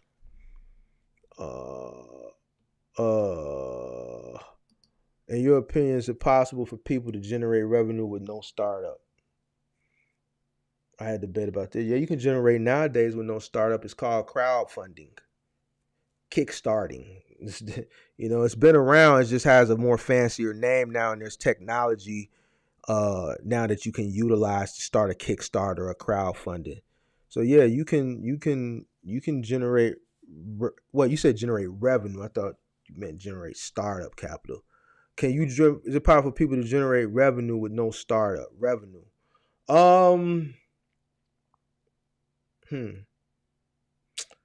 Yeah, you can generate revenue with no startup. Basically, you would utilize what you have. That's what I did when I got started. I was back against the wall. I had a pickup truck. It wasn't a pickup truck that I should have been moving in. This thing, I had it customized. I had, it wasn't something that I should have been doing that in. But you're back against the wall. I had a truck, not a truck that was a work truck. It was more of a luxury, back then they had the Cadillac Escalade EXTs. I had the Chevy Avalanche, I had it customized, all that plastic at the bottom. I had that shit sanded down. I had it painted the same color. Like that thing was, whew, man, that thing was, man. But back against the wall, I had to utilize that cab, that cargo area in the back, and do odd and end jobs, moving stuff. I utilized what I had to generate revenue. Back against the wall, I had a truck. I put an ad up. Someone called. I went, did a job. They paid me. I put gas in my tank. I got another call. It paid me. I put that money in my pocket, paid my helper. I got another call, and I repeated that process, and kept repeating it for a year until I said, you know what? Maybe if I go rent a 16-footer, I don't have to play Tetris so much in this pickup truck, and I can get more jobs done. I can charge a higher price, and that's what I did. So that was, I utilized what I had and generated revenue. Yeah, so yeah, you can generate revenue with no startup. Find something that you have that you can work with around the house or that you own already, and see how you can utilize that to generate revenue. Yeah, simple. Yep, that's simple. Yep. And if you don't have anything, then you can always be a laborer. As long as you woke up in the morning, you can put an ad, laborer for hire. We'll come you rent the truck, I'll do the loading. You rent the truck, I'll do the unloading. You know what I'm saying? $25 an hour. Like, man, you gotta do what you gotta do. There's opportunities out here to make money with no startup. You find opportunities utilizing what you have to generate revenue so that you can put that into whatever it is that you want to start up. And I know it sounds easy, and I'm like leaning back and I'm saying it so nonchalantly and shit, but I'm being honest with you. That's how I started, man. You know what I'm saying? That's how I started. I utilized what I had, you know what I'm saying, to get something started. So. All right, any more questions? Any more questions? If not, your boy is going to go ahead and skedaddle. I'm going to skedaddle up out of here. What were the first things you did to cut costs? I didn't have to cut costs. I told you, I stayed at the crib. I lived at home. All I had was my car note, my insurance, and my cell phone bill. Matter of fact, when I got started, my truck was paid for when I got started. I didn't even have that. My truck had been paid. I paid off my truck in 2008. So I bought in 2002, when the Avalanches and EXTs first came out, I couldn't afford a Cadillac EXT. That's what I wanted. It was $51,000. I'll never forget it. I went to Cadillac. Back then, $51,000 nowadays is so cheap for a vehicle to me. But in 2002, $51,000 for an SUV, for any vehicle, was a lot of money. Couldn't afford it. Chevy Avalanche was $33,000. My Avalanche was $33,000, which was a lot of money then, and I really couldn't afford that. But I bought it in 2002, brand new. I paid that off in 2008. So by the time I started in 2010, it was paid. I didn't have no expenses. All I paid was my insurance on my car, my cell phone bill, and I lived at the crib. So I really didn't have no cost to cut. The first job I ever did in my truck was a mattress. I didn't even wrap the thing. I didn't even know wrap existed. I didn't even know I was supposed to wrap it. I went there. I didn't even have straps. We put the mattress on the back of the truck. I was praying to God the damn thing didn't fly off the damn truck on the expressway, because he wanted to move from the north side to the south side. Y'all know I'm in a big city, so that's on the other side of town. It's a nice little distance. All right, so it didn't fly off. I drove really slowly. He paid me $75. I didn't have no cost to cut because I didn't have anything. I was starting with nothing. You know what I'm saying? I bootstrapped it. I grassrooted it from nothing. So it was no cost to cut. You know what I'm saying? I didn't have any materials. I didn't have nothing. I started learning about this stuff as I went on, and I started building. And I believe that's why I was successful, you know what I'm saying? Because I really bootstrapped and grassrooted the business. I started with nothing. I started with what I had and these two hands and this back. And then I started with a guy named Ronell. He was weak. So then I put an ad up on Craigslist, and this guy named Aaron, and then me and Aaron got to the money, and then it just continued to grow from there. So no, I didn't have no cost to cut because I really, if grassrooting and bootstrapping had a face to it, you would see my face there. And that's just the honest to God truth. It was a different time back then, but I didn't have no cost to cut because I didn't have nothing. I had nothing. For real. Gotta want to get it. It's about that mentality. Definitely gotta want to get it. I know things are just getting more expensive over the years. Yeah, cost of living is going up, inflation. Just like I said a few lives ago, I said get comfortable with the way things are. Did not say that for everybody that watches all my lives? I said, man, stop complaining about these rates. Get comfortable. And Jerome Powell came on TV like a few days later, like, man, I'm going up on the interest rates again. Like I told y'all 2 months ago, this year is a wash. Even when the analysts were saying, the second half of the year going to be great. Now what the analysts saying, yeah, we were wrong. This year is going to be bad.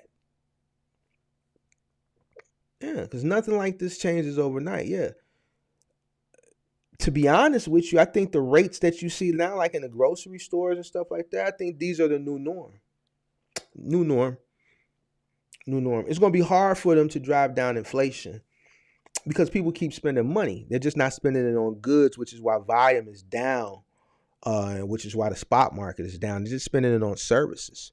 You come here on a Saturday night, Thursday night, Friday night, Sunday night, every single restaurant, there's a line, there's a wait. You got to get a reservation. I drove past Wildberry last weekend at 8 something in the morning. It was 100 people waiting outside. People are spending their money on services. They're taking trips. They're going to Hawaii, spending $15,000 to go to Hawaii. Well, where are they getting the money from, Mark? They said the economy, no one's spending money. No, they're spending it. They're just not spending it in goods. They're spending it in services, right? How are they getting the money? They're supplementing income. I got a homie that does, he lives out in the suburbs. He does what's that? Amazon Flex, right? He said, man, you should see some of the cars that come. He said, man, this one lady pulled up in a G-Wagon. He said her wedding ring was the size of a chicken nugget from McDonald's. He said the diamond was the size of a chicken nugget. I'm exaggerating, but that's how big it was. She pulled up in a G-Wagon and she's doing Amazon Flex, supplementing income. People are going to find ways to get money. There's opportunities for people to get extra money to do things that they want to do in the service industry. People are utilizing entertainment, dinners, and things like that to kind of, I guess, take off the pressure and the stress of, just everything that's going on. People are cutting back. There are some people that are cutting back, but Generation Z and millennials and stuff like that, they gotta have their social dinners. They gotta go to the restaurants and have the $900 bill, and they're still kicking it. They're just not buying goods. You know what I'm saying? So yeah, things are gonna. I don't see things going back the way they were. I think this is the new norm.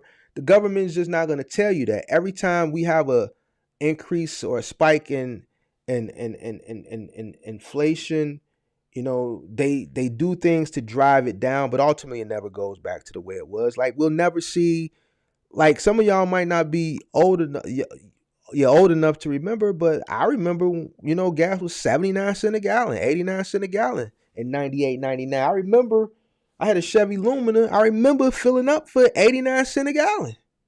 I remember in 2002 when I bought my Chevy Avalanche, I remember gas was $1.40 a gallon.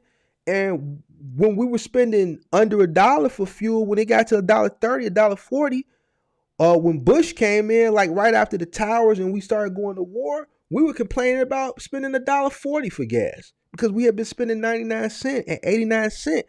I remember back in the day when diesel was cheaper than regular unleaded. And guess what? Once it went up to $1 something, it never dropped back under. When it went to 2 something, it flirted with 2 something. It went back to like $1.89. Like when Obama came in, right when Bush was going out in 08 and Obama came in, we had a few months in like November, December, January, went back under $2, like $1.89. Then it went right back up. Once it got over 250 and started flirting with 3, it never went back under 2. Once it touched 3, it played with 3 and went back to 289, 259. Then when the election came around and kind of went under about 250, 222, because I remember Obama had a speech talking about how cheap the gas was. But after that, once it hit 3 again and it got to over 350, it never went back under 3. And this is just how it's been in the last 20 years. And it's going to continue to go like that. That's just the way it goes. Things are going to continue to go up because the cost of living is going to go up. That's why I told people a few lives ago, get comfortable. Stop waiting. Stop waiting on things to get back to the way they used to, because they're not. How do you know, Mark? Because Mark is 43 years old. I've seen it happen 2 to 3 times already. I saw it happen. I saw it happen in the early 2000s. I saw it happen in the late 2000s. I saw it happen in the 2010s. We're looking at the new norm, right? So, it is what it is. Yeah, we're gonna have another bubble. We're gonna have a I think we're gonna have the next bubble. I think we're gonna have is gonna be an AI bubble. I've been investing heavily in the AI stocks, heavily in the AI cryptos. I'm not going to tell y'all which ones because this is not financial advice, and I'm not a financial advisor, and I don't want nobody to say, well, Mark said, get this, so I'm going to take all my savings, and then it don't work out, and then you come pointing the finger at me. So no. But what I will tell you is I'm investing heavily into artificial intelligence. I think that's the next bubble, and I'm investing heavy into it. And before that bubble bursts, I'm gonna exit my position.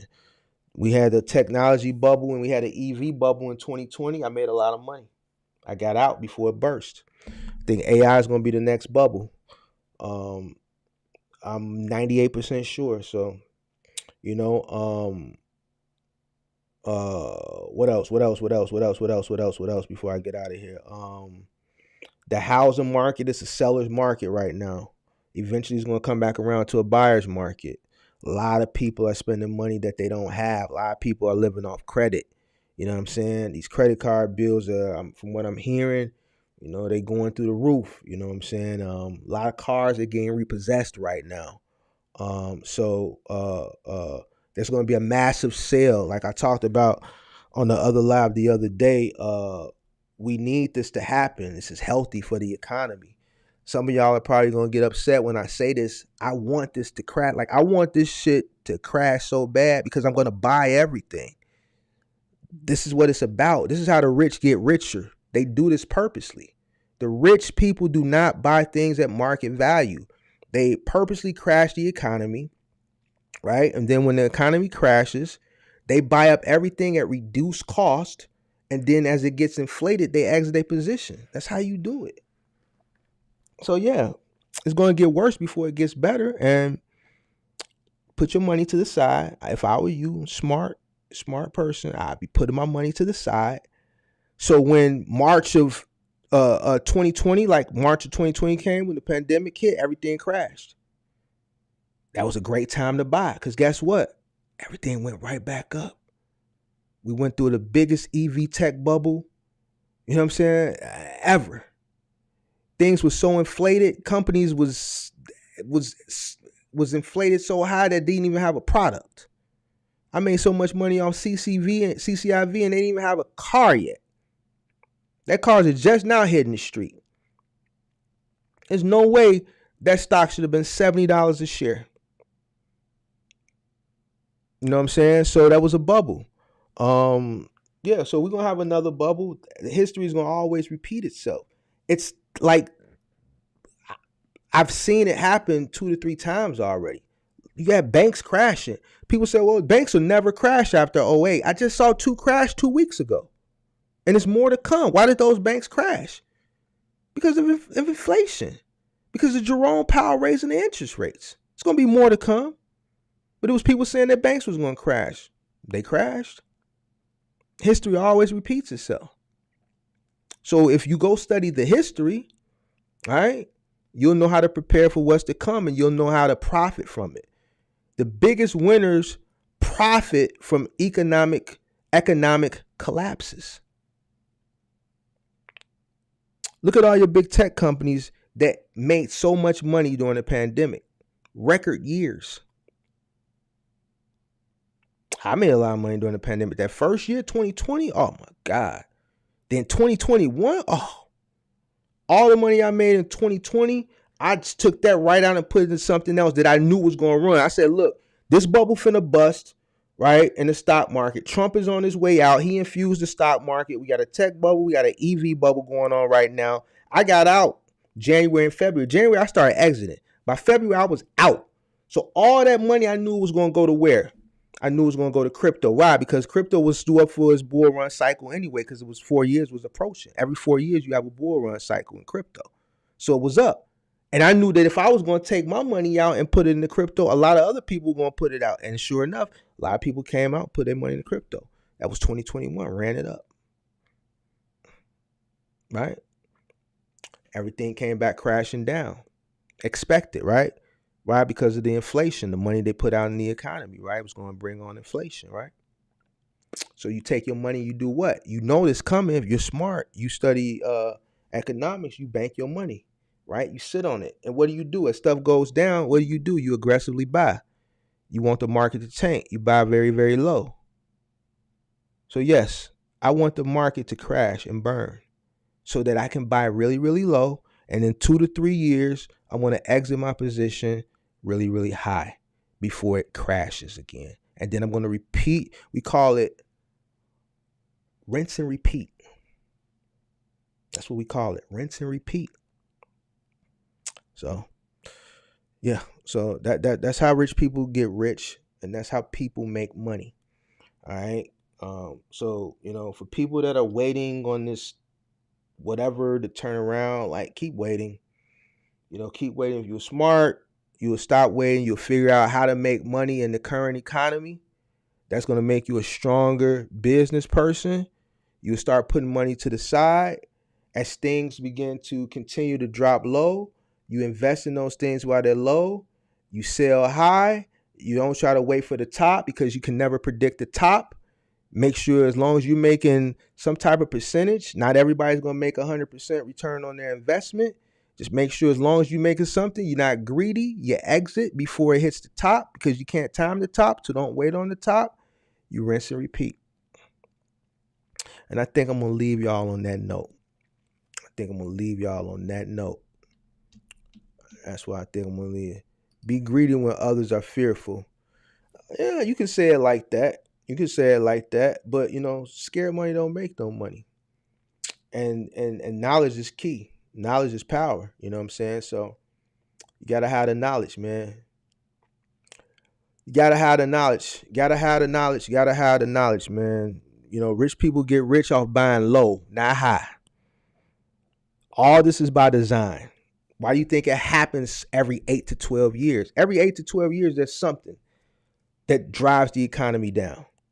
All right. Whether it's a housing market crash due to balloons in the banking system, balloon payments, corrupt banking balloon payments, to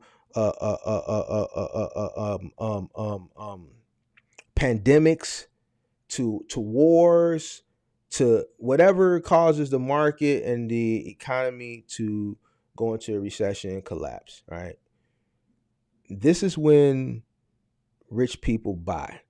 Like I said the other night, the people who bought real estate in 2010, 2011, because here's the way it works. The housing market crashed in '08. People don't get put out their homes right away. It takes about 9 months, right, before the foreclosure process to even begin. Then once it begins, it takes about another year for them to get put out their homes. So a lot of people didn't start getting put out their homes in 2010. This is when I came in the game, and this is why I was making so much money unknowingly. I just thought, well, man, this is moving. It's great. I'm making a shit ton of money. You know what I'm saying? But I didn't realize at that time people were losing their homes due to what happened in '08, right? You know, so people were losing their homes in '08, and they were going into foreclosure. They were losing their homes.